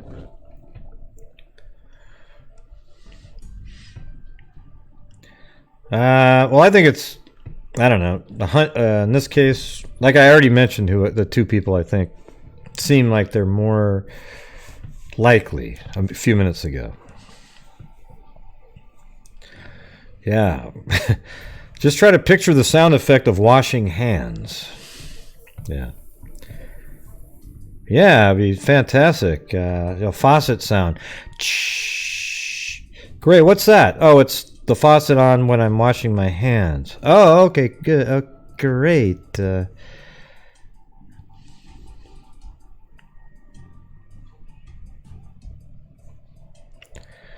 How drunk you have to be after bars to be eating McDonald's? I have no idea what you're talking about, Teresa, but keep on drinking, all right? Let's see. I know, but which one? I don't know. I got the two right there, all right? One of those guys.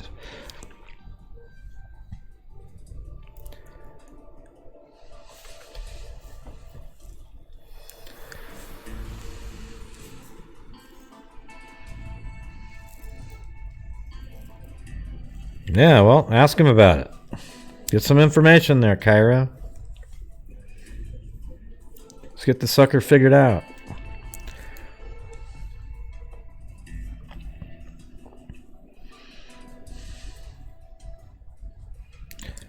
Good Lord, how drunk you have to be after bars.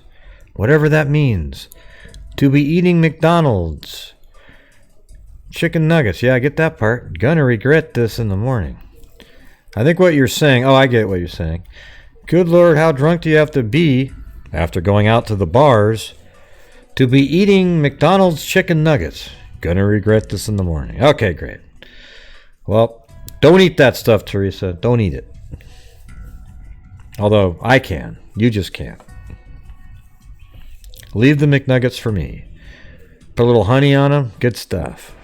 Yeah, well, it was really poor writing, Teresa, from your drinking, so it was hard to make out what you were saying. So,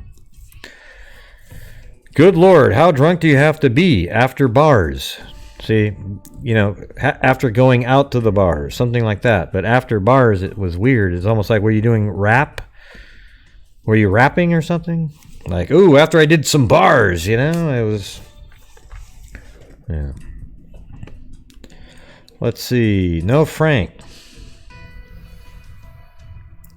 No Frank, the ex-fiance. Oh, God, my stomach just made a weird loud noise. Did you hear that? It went... Yeah, Xanax bars. There you go.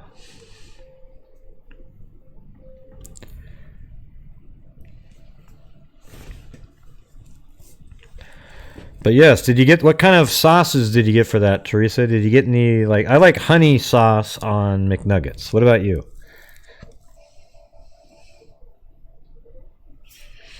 I drank Gatorade.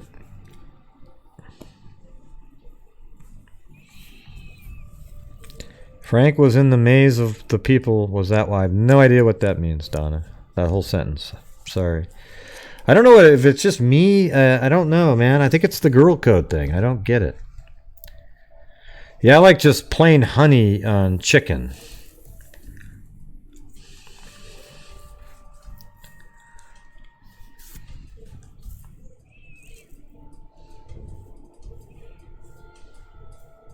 Yeah, you like the ranch? Frank was the ex-fiance of Rachel. And I've said this a few times now. Frank Catropa was engaged to Rachael DelTondo while she was in the steamed-up vehicle with Sheldon Jeter Jr., and she told the officers she didn't want Frank Catropa to find out about it.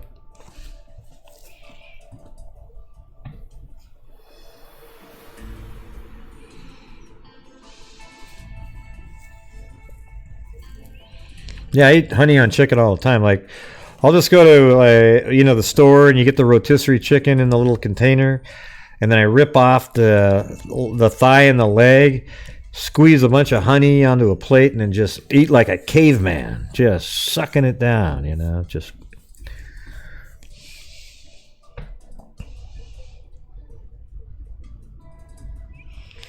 Yeah, good for you, Patricia. There you go, see? I'm not sure what that face is for, Sarah the Unready, but see, I know what Nenny's means. It means I like making Nenny laugh. I always picture her laughing. What that looks like, a shocked, embarrassed smile face. I don't know.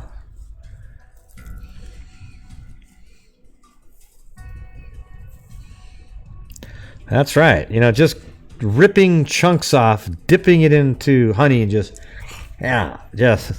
who cares where it goes, right? You just, yeah.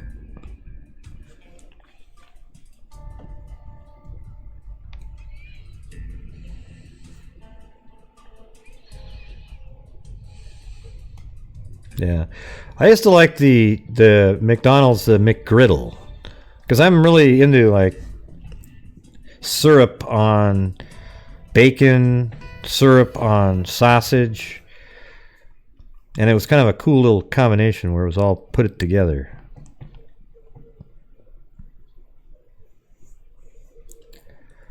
Not that you were really give a damn what I like to eat at McDonald's, but the sad part is how many calories McDonald's. It's almost sucks that they put the calorie count now. Like, you drive up there and you go, yeah, you know what? I'd like to have a hash brown, a sausage McMuffin with egg, and an orange juice, and that'll be 12,000 calories. Thank you. I mean, that's crazy. I mean, in reality, it'll say like 1,200, which is really only about 300 calories less than you should eat in a day, right? Like, you literally eat like a hash brown. I don't know what they're doing. Do they just pump in lard? Like, inject the sausage with fat? I mean, how do you even get 500 calories into a sausage McMuffin with egg, huh? How's that possible?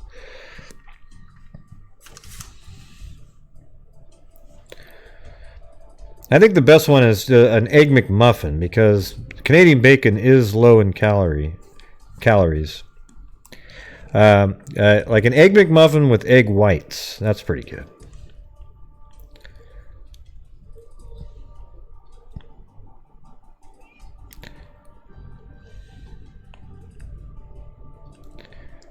Yeah.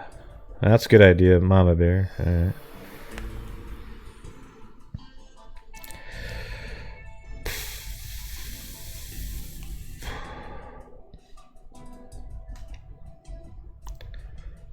Definitely sausage and yeah, that's one of the things I like a lot at McDonald's. Just the regular sausage biscuit, right? So that you got that little buttermilk biscuit with a piece, just a sausage inside of it, and then I get syrup on the side and just dip it in there. Tell me that's not good, all right? I didn't say tell me that's not good for you. Yeah. Yeah, we do. We have got a live show here, everybody. We're doing it all the time. I did fly my drone up in the sky for a little bit. My neighbor wanted me to also fly it over her house to sort of see what her neighbor could see from their yard. So I sort of mimicked an angle by flying the drone up and then looking down, and Seemed like it was all right.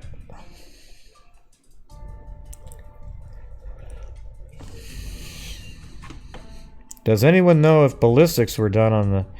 Yeah, I'm sure. Well, of course there was ballistics done on him, right? We just don't have the answers to that.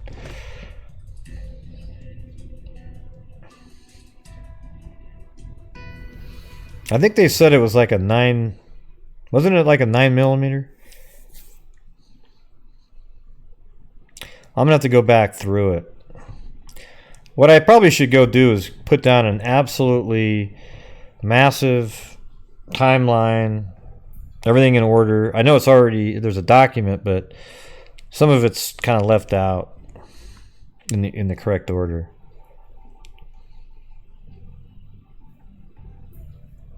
No, I'm not. That's not what I was doing, Lori. I think you misheard me. She wanted me to see what her neighbors could see of her house from the angle they were at. So I flew the drone up, looked down, and she was able to say, oh, okay, so they can't really see much. Yeah. Anti-spying is what it really was. Yeah, it is a great one to work on. You know, it might be kind of cool to, like, we create a Facebook group on it, and then maybe we assign people to look into specific people and get as much data as they can. Something like that. I don't know. There's really only about 5 or 6 people that I would really... Lozier, the prosecutor, he seems really shady to me. Okay? There's something wrong with that guy. And, you know, Percival, the second police chief that put the porn out, I actually have a better perception of him, meaning more positive, than I had originally, you know, minus the porn part. You know, he seems like he was actually trying to clean up some crap in that town. And he was meeting with David Lozier. But now Lozier says, I don't remember meeting with you, but he was crystal clear, Percival, that they'd met at these sort of clandestinely at these different locations, and even had recordings and so forth. I don't know, man. I think there's something wrong with that guy.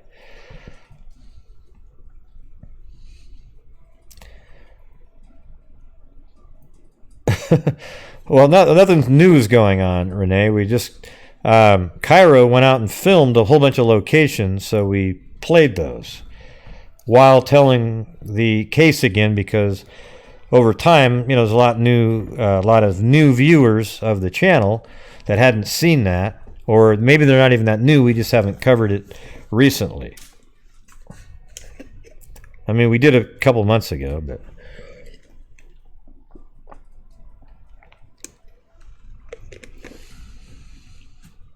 I know, think about that. Like, whoever shot her wanted her dead.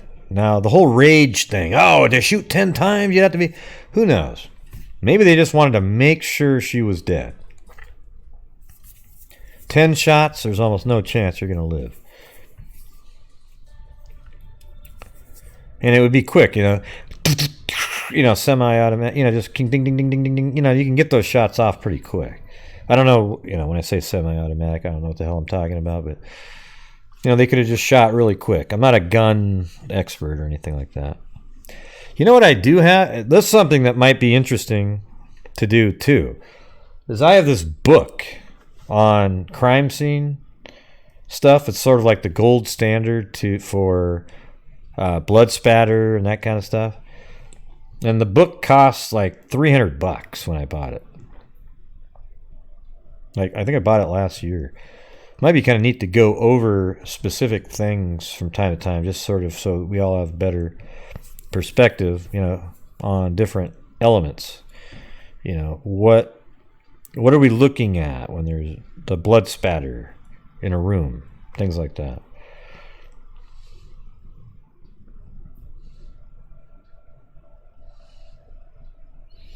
Yeah, I don't know. Just... It might be interesting to go over it from time to time. Yeah, it was crazy, the book. You know, I think let me go hold it up. I'll show you what it looks like. Oh, yeah.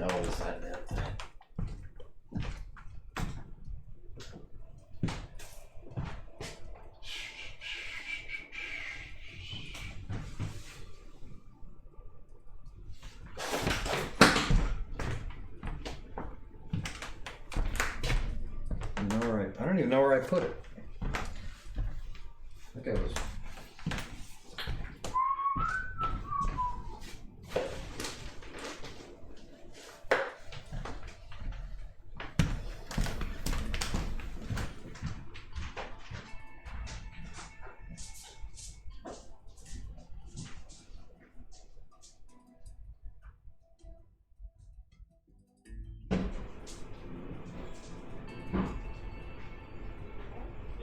For my big, remember, you know my crime book that I have, that big one?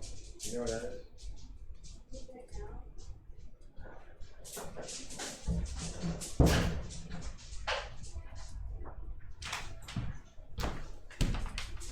Yeah, somewhere around here, everybody.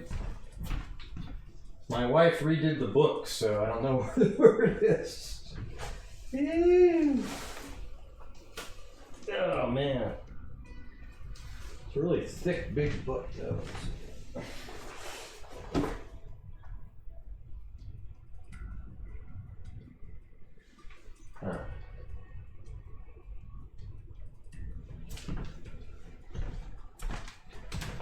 Well, I can't find it. My wife restacked all the books. We got rid of the bookshelf we had, and she did this whole new stacking thing. So, I can't find it, but I'll show it to you guys like tomorrow or something. I'll try to find it. It's a really thick, crazy book. Hey, good night, Cairo. Thanks for the videos. Good stuff. Looking forward to your interviews.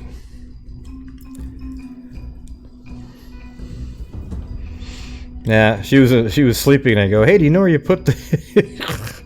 She goes, right now? I go, no, forget it. She just went to sleep, though, it wasn't. Good night, freaks.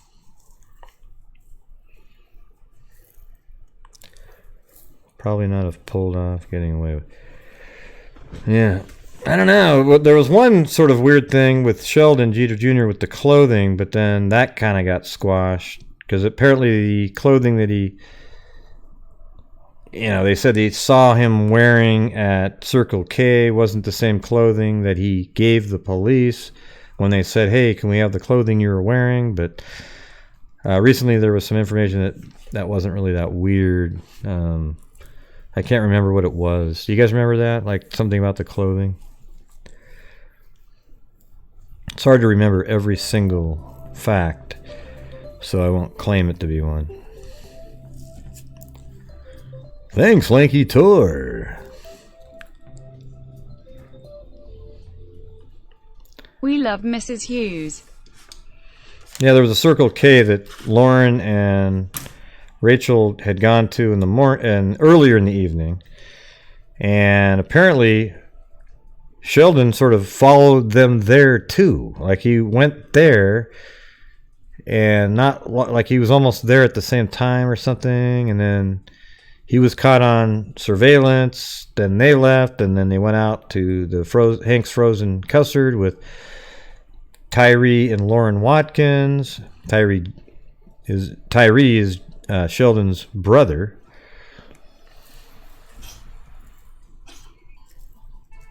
What does that mean? Oh, yeah. That's the whole thing. That's the part that's kind of weird. Is like, why did Lauren? She was like, on my way, and then all of a sudden she gets so panicked that Lauren doesn't respond. Somehow she ends up with her dad over at the house. See, that's the part that's strange to me. Why didn't she just kind of show up over at Rachel's house again? She was supposed to be on her way. So when you were on your way, you should have just got there. It shouldn't be that weird that she didn't answer your call, where you'd get so freaked out that you need to get a hold of your dad. Okay, now, or was it that your dad heard something and then called you and said, hey, there's been a shooting over at Rachel's house. Come home quick, pick me up. Boom. That would kind of make sense, but we don't know any of that stuff at this point. See what I'm saying?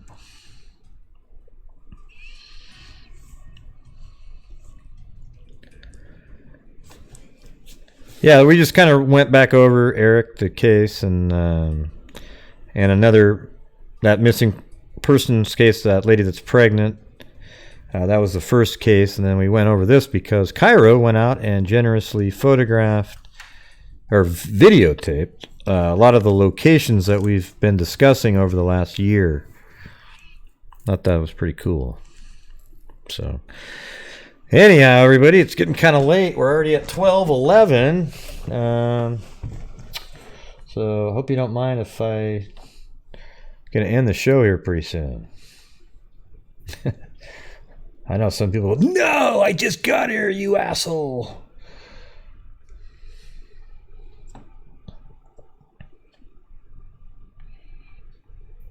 Yeah, it could be strange unless they said, hey, I want you to pump all these rounds into her and make sure she's dead. Because apparently you can shoot yourself in the head and then go, oh, crap, and then shoot yourself again in the head. That just happened.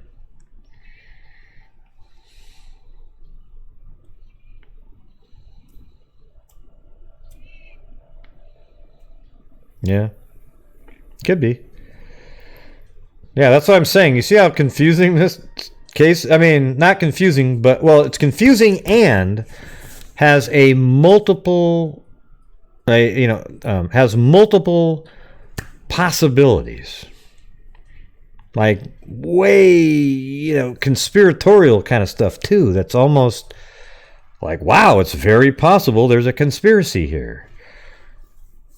Because, again, you always have to keep in mind that Rachael DelTondo was scared of somebody. And she was also a confidential source, not informant, a source for the Beaver County newspaper for corruption in the town of Aliquippa. That means she had personal knowledge of things going on, because why else would she be a source? See, that's where one of the weird things when you got to look at the Watkins. So here's Rachael DelTondo, a confidential source for the Beaver County, and let's say Kenneth Watkins was doing some shady stuff, and he finds out that Rachel's now a confidential source for the Beaver County newspaper, and he's really nervous that, oh my God, she can tell him these things. We got to take care of this problem. I mean, see, that's a scenario, right?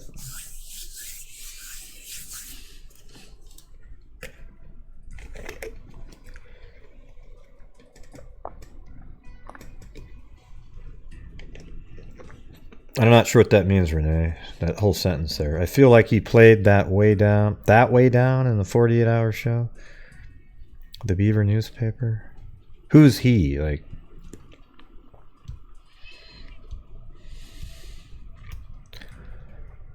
who played that down? You gotta write all the names in there so that.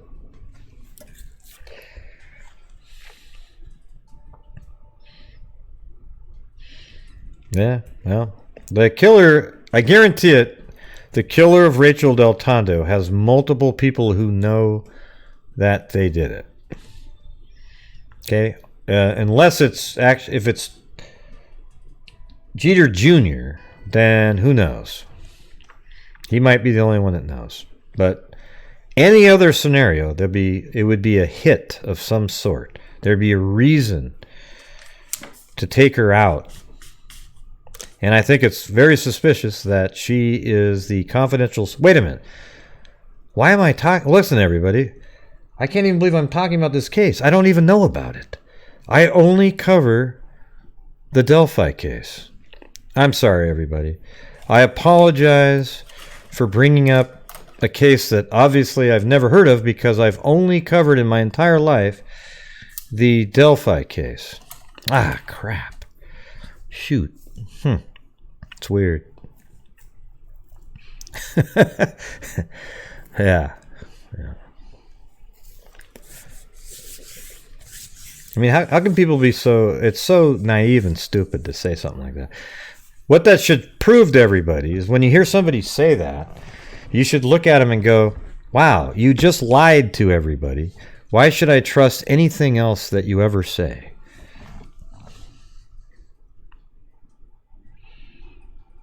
Oh, yeah, I forgot about that one. That's right, Donna. Yeah, so it was kind of recently, right? Let me type that in. Let's go find that one.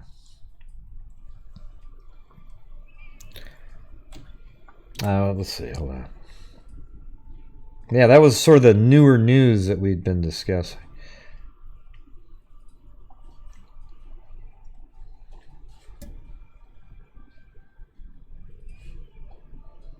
Yeah, Sheldon Jeter Jr.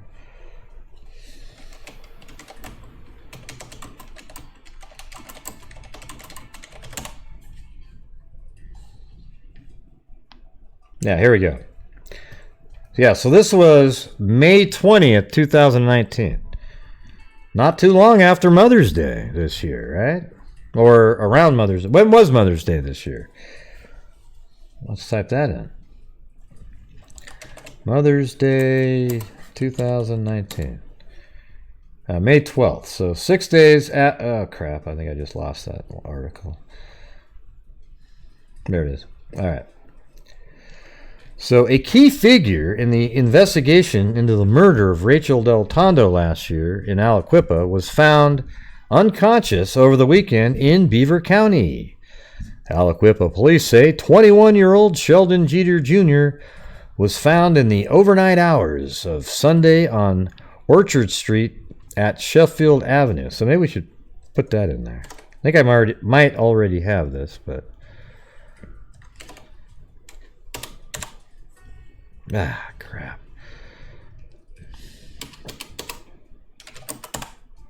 Nope. Okay, Orchard Street.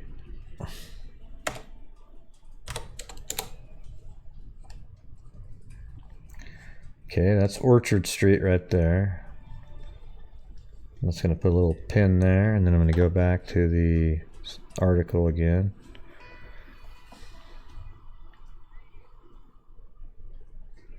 And then Sheffield Avenue.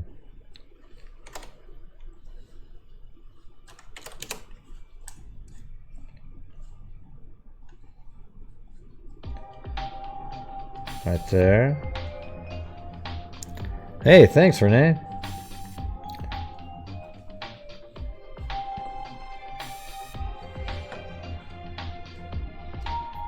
Yep, long hours indeed. Hearty Gray, thank you for all the hard work and long hours. Eggplant, pineapple, banana. That's funny.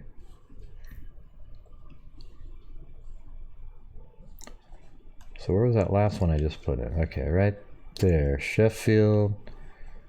So that's still Sheffield coming around. Right there. Sheffield Avenue. Apparently that's still... Kennedy Boulevard seems to be the same thing as Sheffield Avenue, I guess.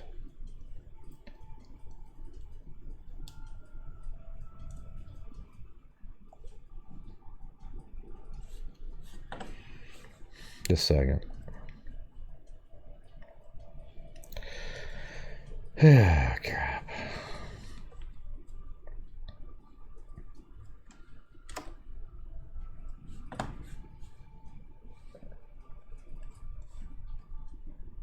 Yeah, it's Sheffield Road. I wonder if that's the one. Sheffield. Oh.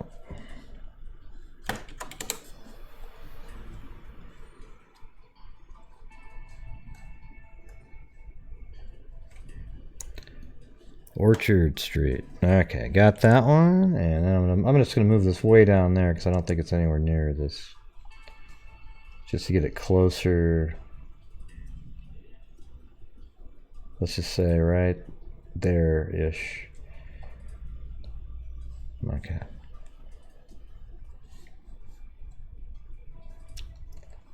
Or is Orchard Street this one? Oh, that's Orchard Street like that. Okay, forget it. So Orchard Street, does it continue somewhere else? I don't even think that exists. Orchard and, you know, I typed in the intersection and it doesn't show up anywhere. Who cares? It's around. Well, I'll try to find it some other time. Let's just go through the... Anyways, so Sheldon Jeter Jr., this guy right here, you know, the guy that was, you know, the 17-year-old that was found in the car with Rachael DelTondo 3.5 years ago, steamed up windows, one of the central figures in the Rachael DelTondo case, was found in the overnight hours of Sunday on Orchard Street, and that was sounds like a week after Mother's Day, right? At Sheffield Avenue, along the side of the road, not far from the home where he grew up. So that's one of the things. It seems like here's Orchard Street, and like it's kind of funny because there's Orchard Street, and there's where she was with Rachel, and then where he grew up was kind of over in this area. Sheldon Jeter Jr. Yeah. Okay, here's where Crumb, his mom, lived. So, yeah, well, I'll try to track that down, but I couldn't find that intersection. And it was not far from the home where he grew up, all right? And let's see, is this a video? Let's see. Homicide investigation. This time it involves an alleged overdose on an Aliquippa street corner. Police and medics discovered 21-year-old Sheldon Jeter, who has been a person of interest in the DelTondo case. He was found unconscious. And it happened just hours after CBS 48 Hours aired an investigation into DelTondo's death. KDKA's Megan Schiller talked with Aliquippa Police Chief about what unfolded. Sheffield and Orchard. Passerby reporting is a male. Sheffield and Orchard. Come on. Where is that?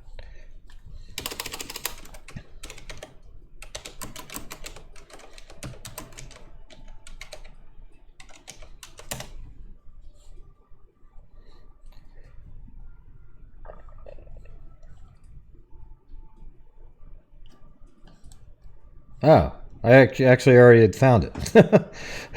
I just didn't recognize it. This is where he was found, right here. Okay.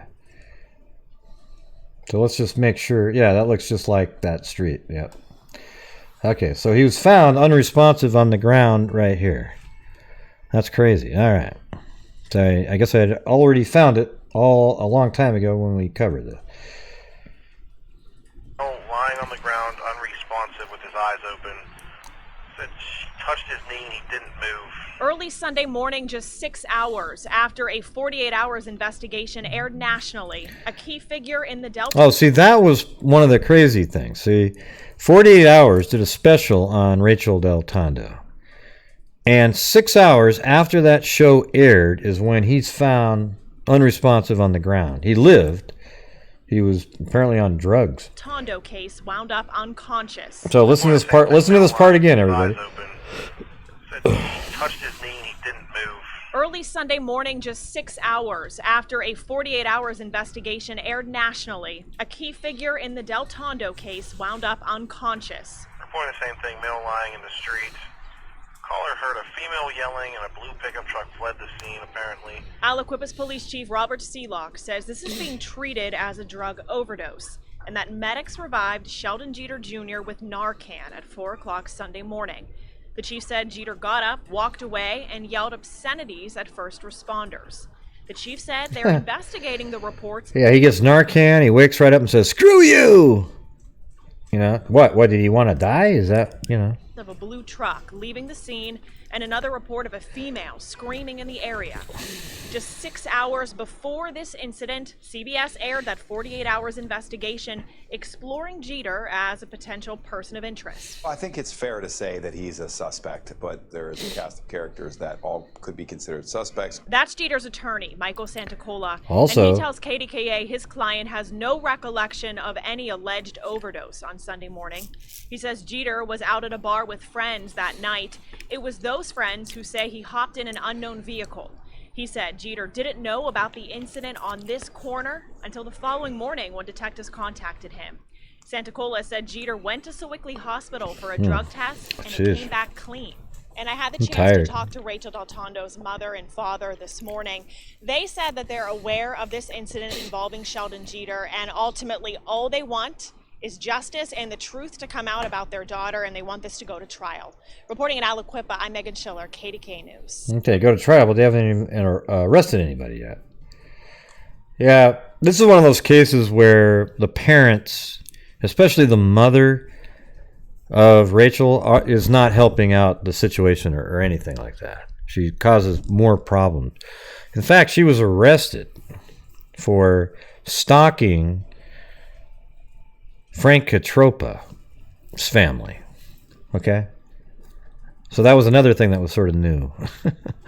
You get, I mean, this is a crazy case. Come on, you guys. It is absolutely whack.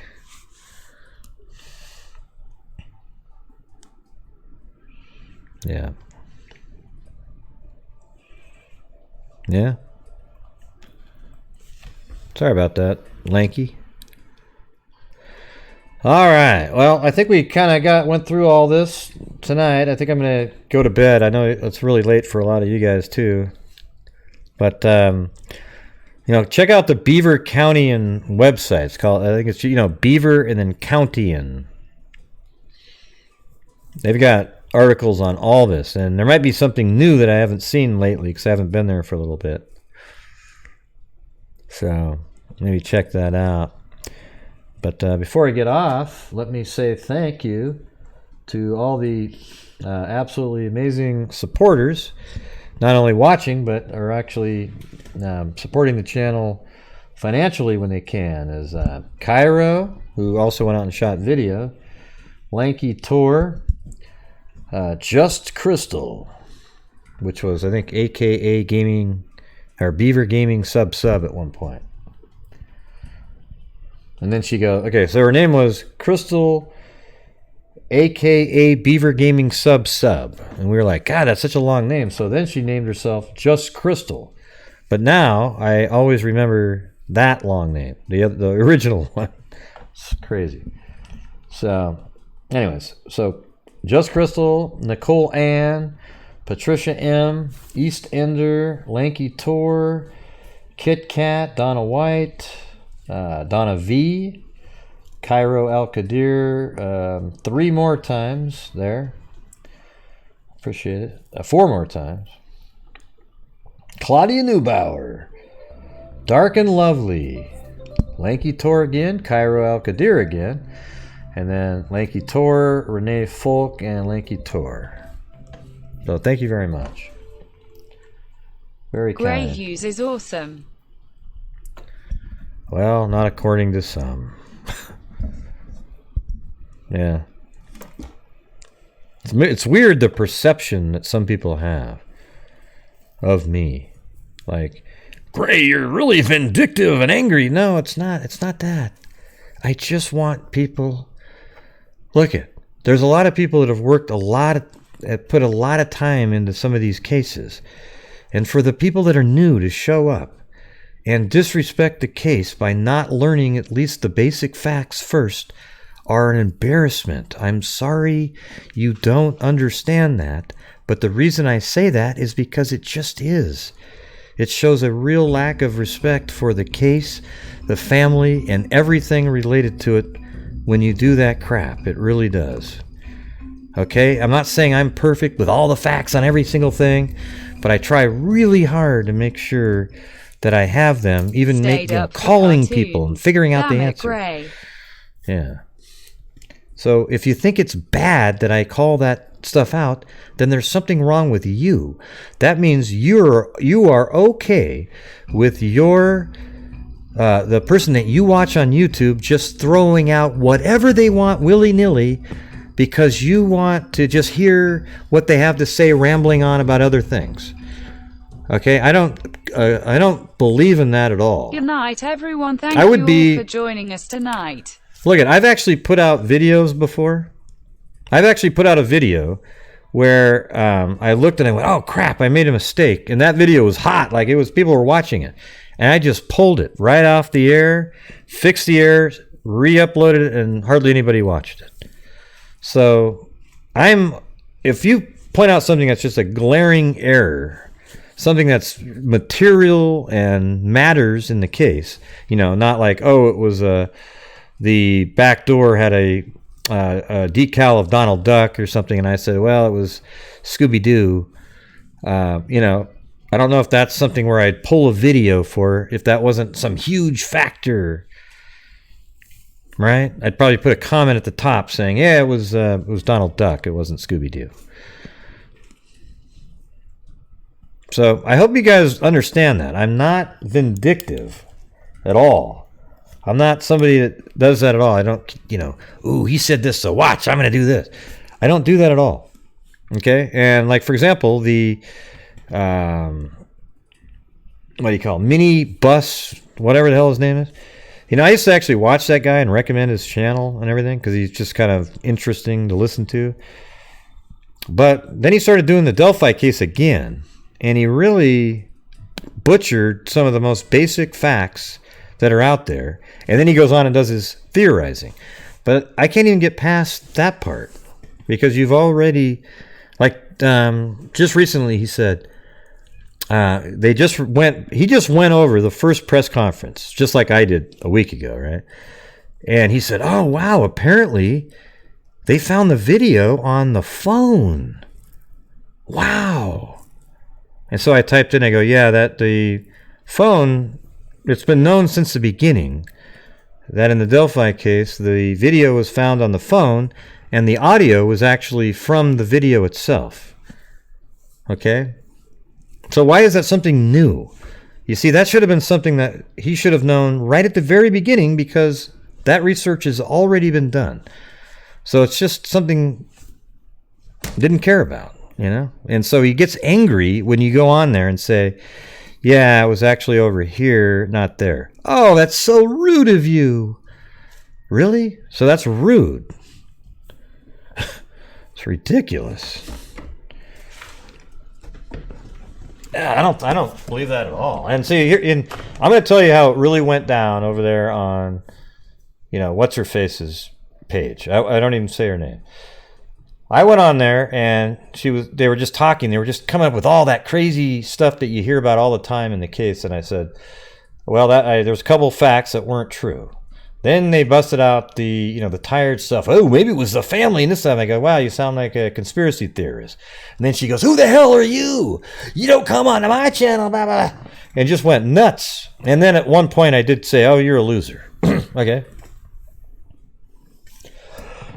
I did say that, because she just was yelling, screaming at me over and over again and had all of her subs bashing over and over and over again. So that's what I said. And so that one comment has led to all this shit that she's doing. Even though in reality, I just went there and corrected some facts and it turned into this bigger thing that they created, not me. And the same thing happened on Jules' channel. I went on there and I wasn't saying anything. And what's-her-face was, I just showed up and I was like, wow, she's trashing me in this other person's live over and over and over again. And then Jules started talking about me.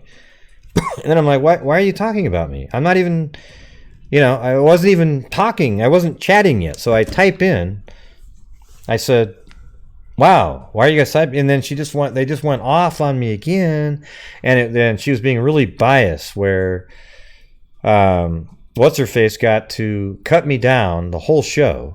And my one comment was, wow, you're a one-hit wonder. Now she's talking about, oh, one-hit wonder. She has this massive views on a video of how to remove barnacles from a turtle.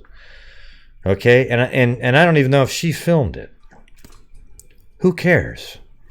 Wow, you got a lot of views on how to remove barnacles from a turtle. Good for you.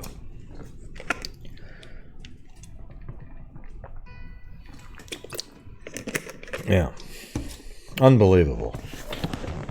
That's like the lowest common denominator.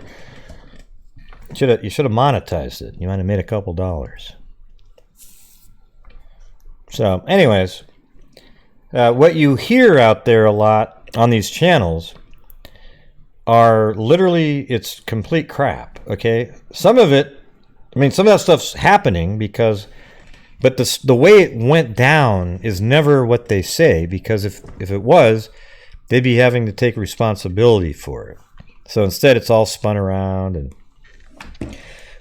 they think, here's what the prevailing theory is that every time somebody makes a video on the Delphi case, I show up and I troll it because I don't want anybody else to cover it.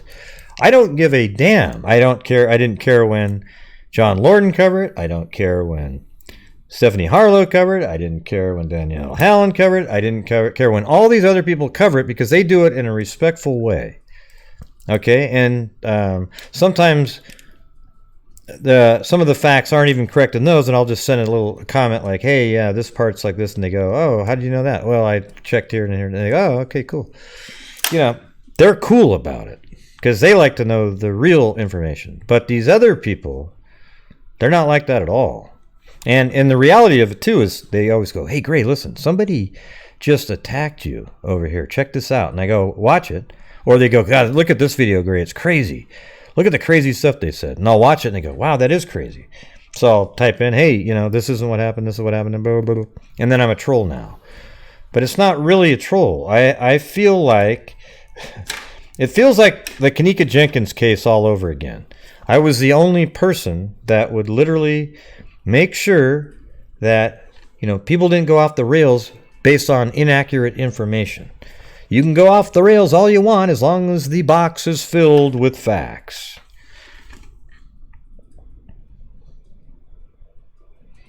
I'm not. That's why I haven't said her name, the name, Mary. So, you know, why are you bringing that up? See, you bringing that up makes it seem like I'm actually, you know, I'm just saying this person. All right? So, yeah. Right.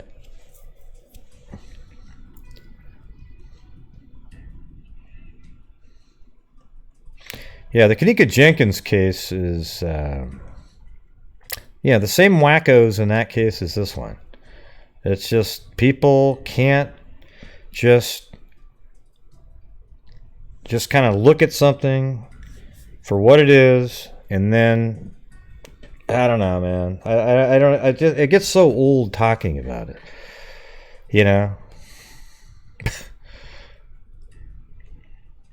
And I don't understand why when you say to something, they go, "Great, it's not your job to correct people. You do it in a way that's kind of like, no. I literally just repeat I tell you what the fact is." And then you get embarrassed by it, and then now it's a troll because you feel bad. Or maybe you don't really feel bad. I don't know. Yeah, she really is, Lanky. That's honest to God truth. She kind of just admitted it the other day. And, you know, and literally what she said about my wife 3 different times. And then she came back on the next day and said, well, I'd like to, I'm not going to apologize. I still think his wife is you know, God, really? Man, unbelievable.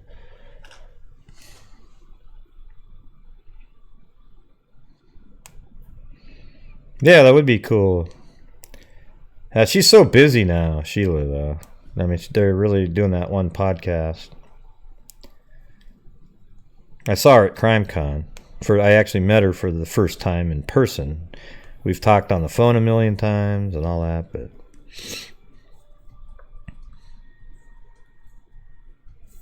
yeah, she really is nice. That's for damn sure.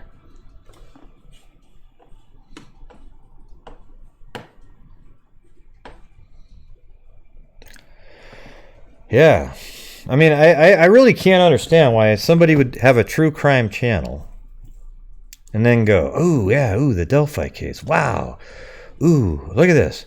Here's a picture of them on the bridge. Wow. And they just come up with this whole thing and not really take the time. Why not watch like 20 videos, read some articles, and actually know what you're going to talk about, then talk about it. I really, it's mind-boggling. And somehow you're a troll if you tell them, hey, wow, man, you know, that's not where the car was parked that they're talking about. It wasn't parked at the parking area. It was parked at the abandoned CPS building around the corner, like, you know, a quarter mile to a half mile away. It's nowhere near where you're pointing on the screen. And that should matter because they want people who saw the vehicle at the abandoned CPS building to come forward. So where you're pointing is misleading anybody who might have thought they saw the car.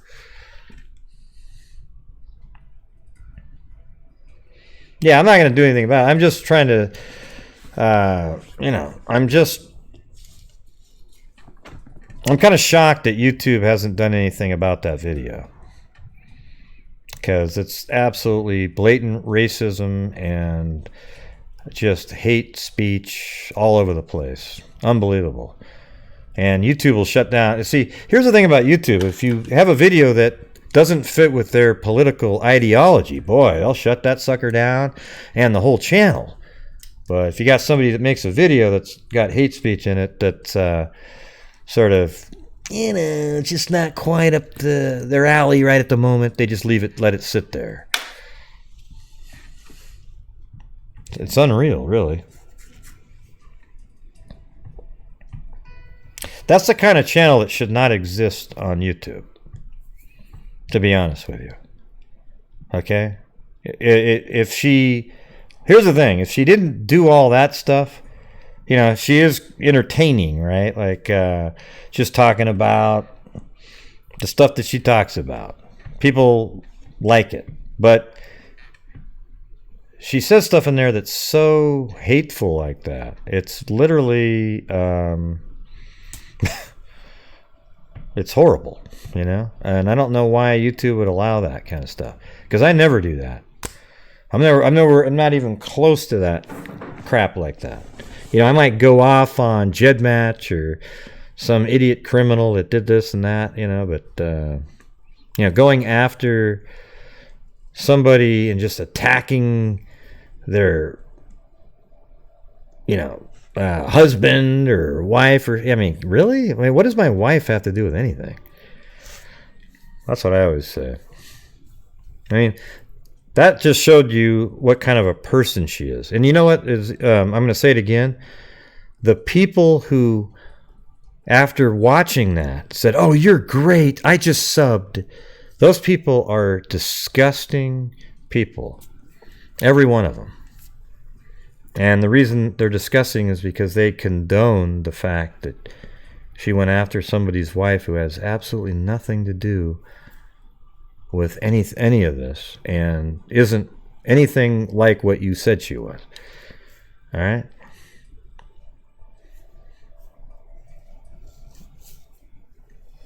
Yeah, I don't I think it's great that she, was losing weight and trying to become healthier as she blazes down cigarettes, but I'm just thinking, if you're going to cut down somebody's wife that has nothing to do with anything, you're just a pile of crap, okay? And that's just kind of what it is.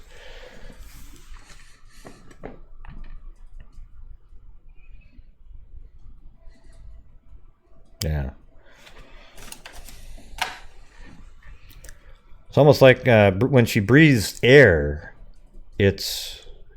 she gets a buzz, okay?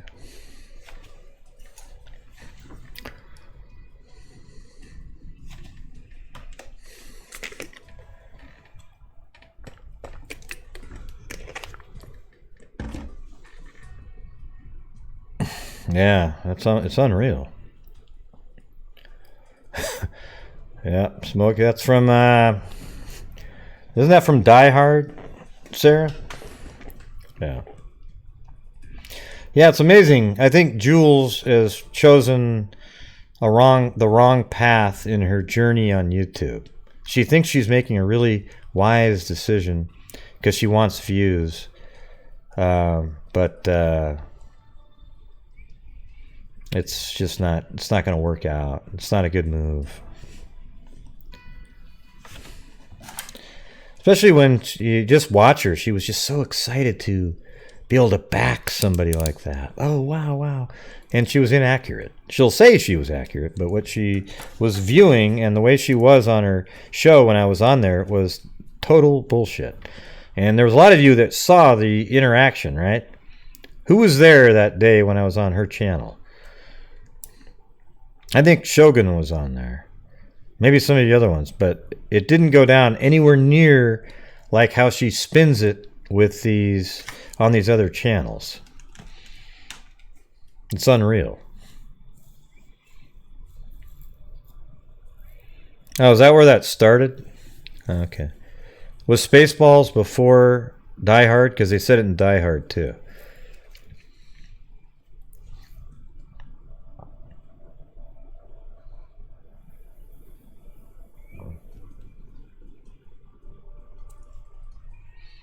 Or the cons? I don't know.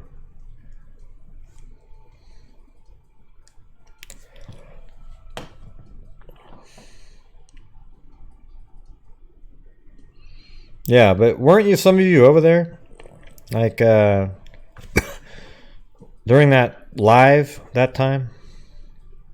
I just want somebody that was there that saw how that went down. Maybe I'm missing something. Oh, okay. Yeah, Die Hard, I think he said, I can't remember who said what, but one of them said, smoke him if you got him.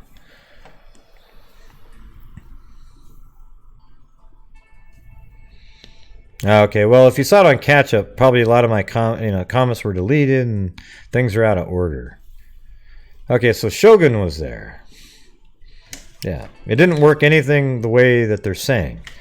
I was put on timeout for basically a really innocuous comment where the other person was able to bash me endlessly with not one reprimand at all by Jules. Jules just sat there and said, "Oh, no, that's fine. Yeah." It was amazing.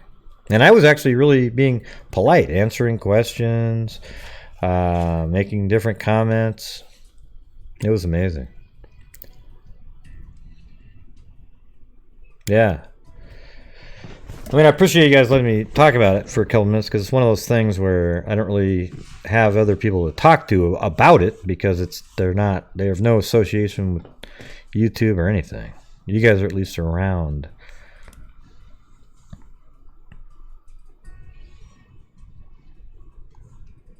I don't know what that means, Lori. That didn't make any sense. Sorry.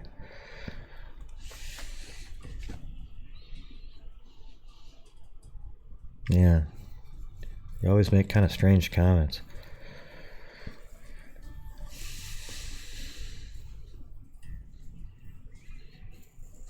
Yeah, not bashing. I'm telling you the truth. These are actually facts that have happened recently.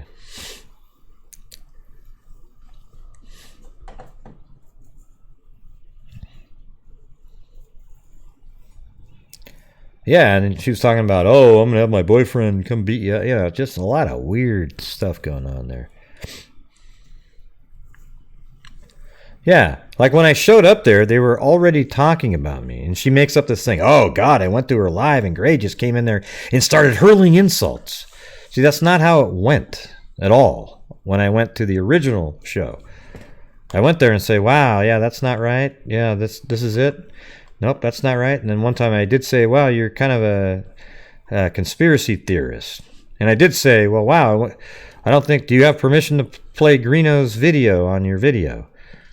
Because Greeno was in prison, but apparently Katz gave permission. So what?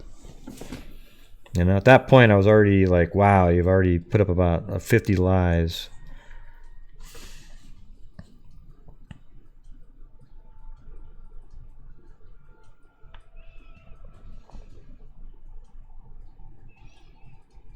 Patricia knows what. See, Lori, you're all over the place again, where your comments don't make sense to me, anyways.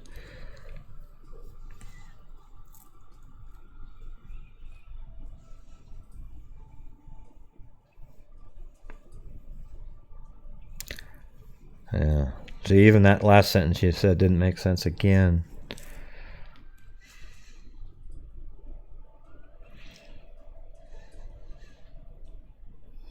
People like that kind of stuff. People like watching a train wreck, you know? So that's just how it is. It's weird. Just train wrecks. Like just Drama Central. It's great. But the fact that there's people in there that literally said, oh, God, loved the video. Loved what you had to say. I just subbed. Right after she said that my wife was a mail order bride about 3 different times and called her other names. Don't you find that a little strange that people would actually condone that shit?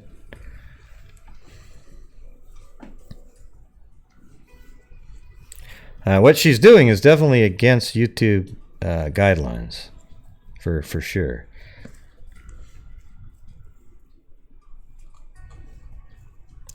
Yeah, don't worry about it, Lori. I'm trying to read your comments, but they don't make sense to me. So I'm asking you what they mean, and you get upset about it. But I'm really just asking what they mean.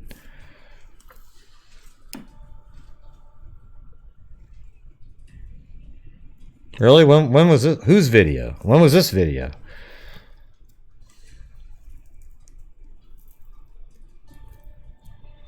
Never heard of that one. Is that a new video?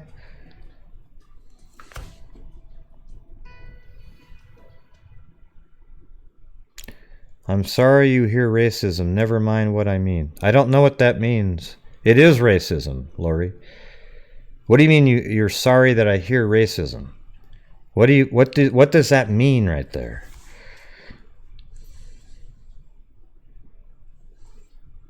You don't think it's racist to say, "Oh, your wife is a mail order bride"?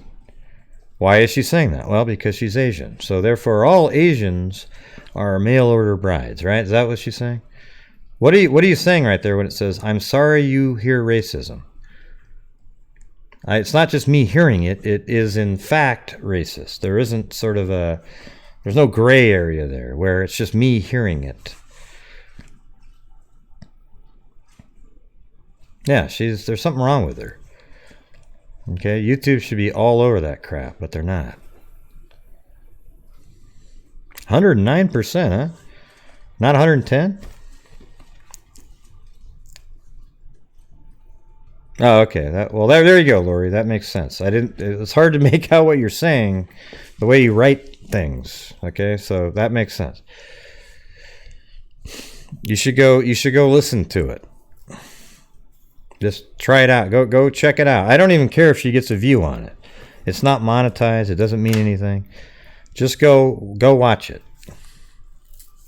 It's insane. It's like, as soon as you saw that, listen. Well, why not? Go listen to it so you're educated on what was said. It's crazy.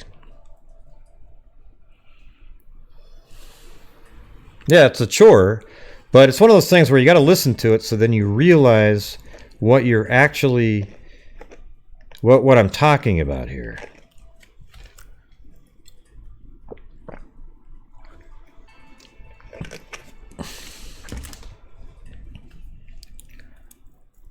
Yeah. We don't have any problems, Lori. I just can't like some of the way you write things. It could just be me. I just don't get it sometimes. So I need you to like write it again in a different way. Okay. Yeah. Well, you should go listen to it so you can actually get a real feel for it.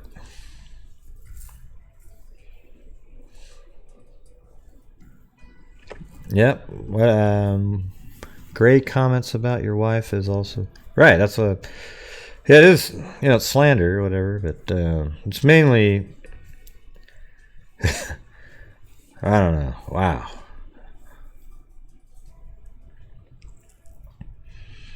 Yeah, that's okay.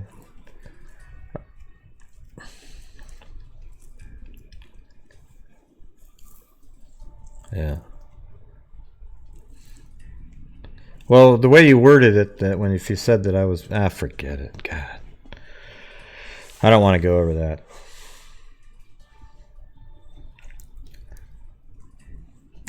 Just work it out, Lori. Everything's fine.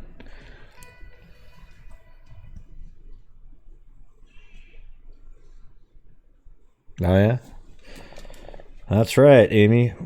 You might type in Gary, and I'll say, "Who's Gary?"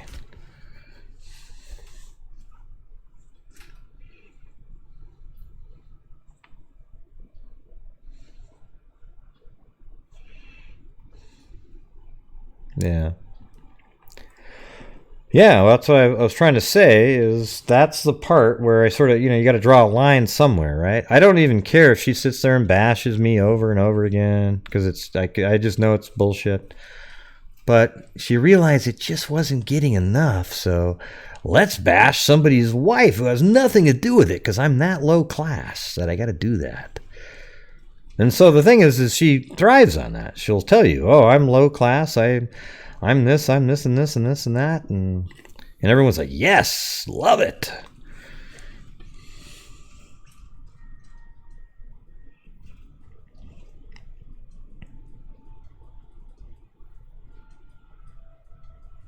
What code? I don't get it.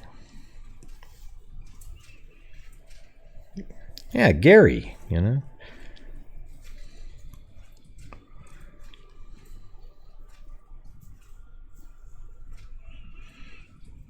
Yeah.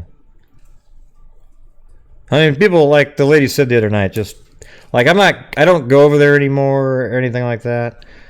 I'm just talking about, you know, what's gone on here. I want people to realize there's a truth that isn't what you've been hearing. Okay? So that's it. Now, you know, definitely won't be communicating with any of those people. Won't be doing it. But I wanted to at least let you know that the truths that they say are out there are like very, very far. I mean, the way it's spun, it sounds like I just showed up there and said, "You're an idiot." Like right when I showed up. Yes, I'm tired. And I tried. So.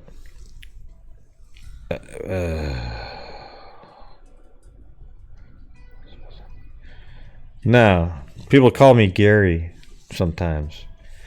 It said that on my diploma from college.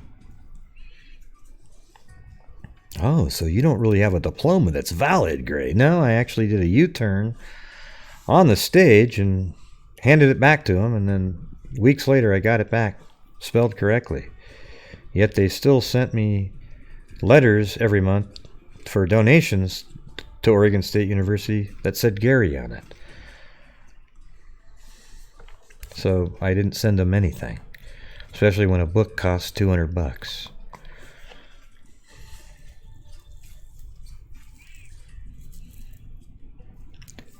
Yeah, what's the new conspiracy? Oh, what I just said, yeah. All right, well, I love all you guys too. You guys make me feel, like it calm me down after a storm, basically. So there you go, everybody. We talked about a couple cases, DelTondo and the missing woman. Hold on a second. Named Makayla Winston, the pregnant lady who was, they found her vehicle with the keys in the ignition and a cell phone thrown in the grass. She's 9 months pregnant, due on the 4th. She's missing. And so apparently she was heading over to the father's house of the child she was about to have to show him some sonogram pictures. Then we went over Rachael DelTondo again, using video that Cairo Al-Qadir filmed for us out in Aliquippa.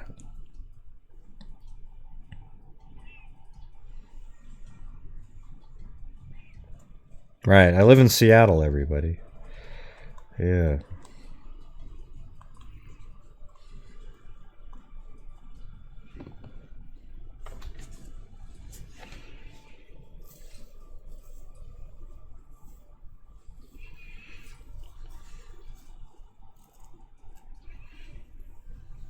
Yeah. I love how people were giving her my correct location. It's like, well, let her have the wrong one.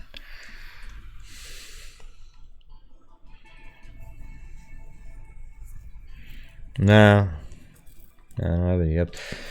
Yeah, the Molly Tibbetts case is, you know, that's just done, basically. Now, if there's a trial, I'll probably do some updates if there's some kind of interesting facts that nobody knew about. But it almost feels like we have the whole thing already. You know, what he did.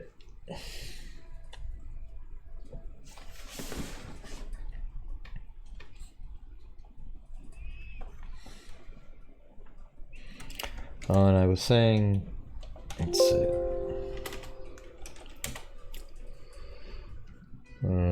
Let's see, what is it? Patreon. Yeah, so I did have a new Patreon supporter, Sonia Gilmore. So that was cool. And then also, these are the ones this week. So Sonia Gilmore, Terry Thayer, Steve Johnson, and Cairo actually is on there. So thank you guys. Very cool. Very cool. And Patreon's probably it's a really cool thing because it's sort of a fixed amount every month where at least there's something that comes in for sure, which is really cool.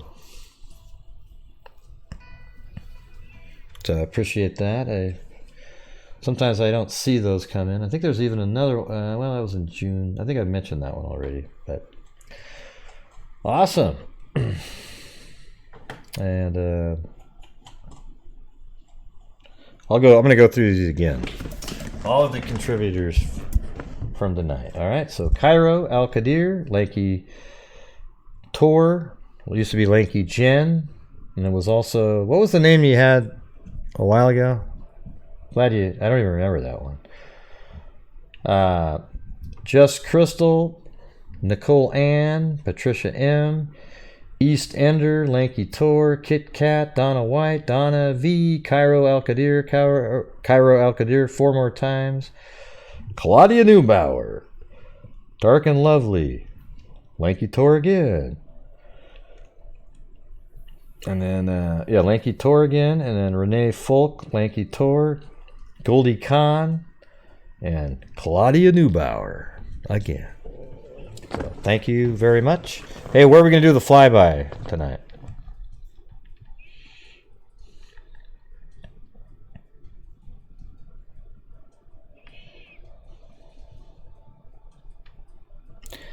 Yeah, that's okay. Thanks, Mila.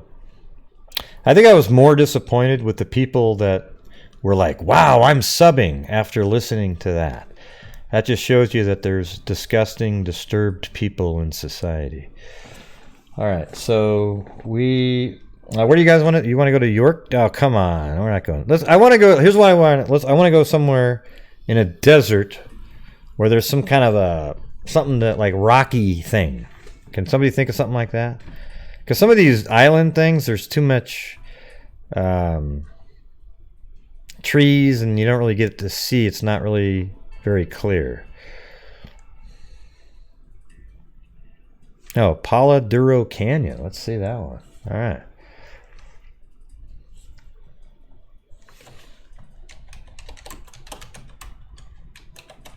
See, I like it. I like canyons. Yeah, Utah's always good. That's kind of cool. Look at this.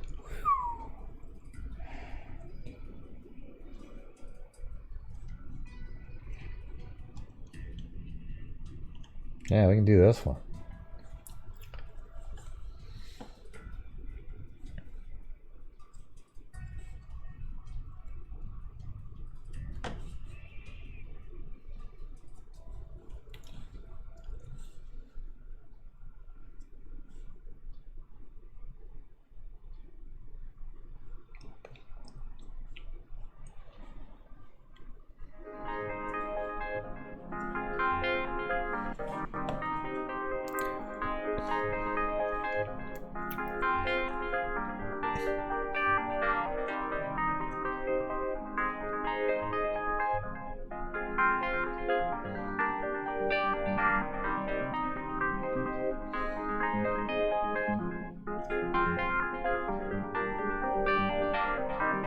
Can I go all the way down there?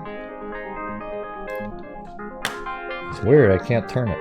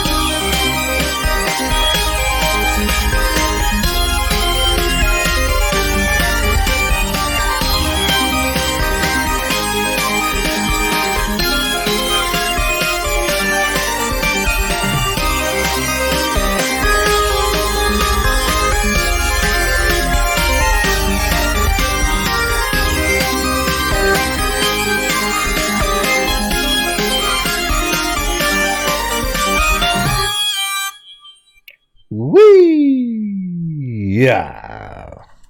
Out in space.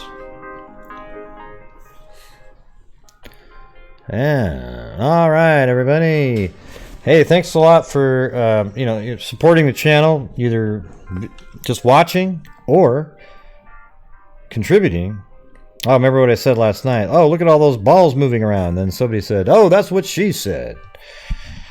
I was like, oh boy. Man, can't even describe what's on the screen without some sort of a... Anyways, yeah, look at the balls. You see them on the screen. They're moving around, okay? But anyways, listen, everybody, I really appreciate you supporting the channel and letting me,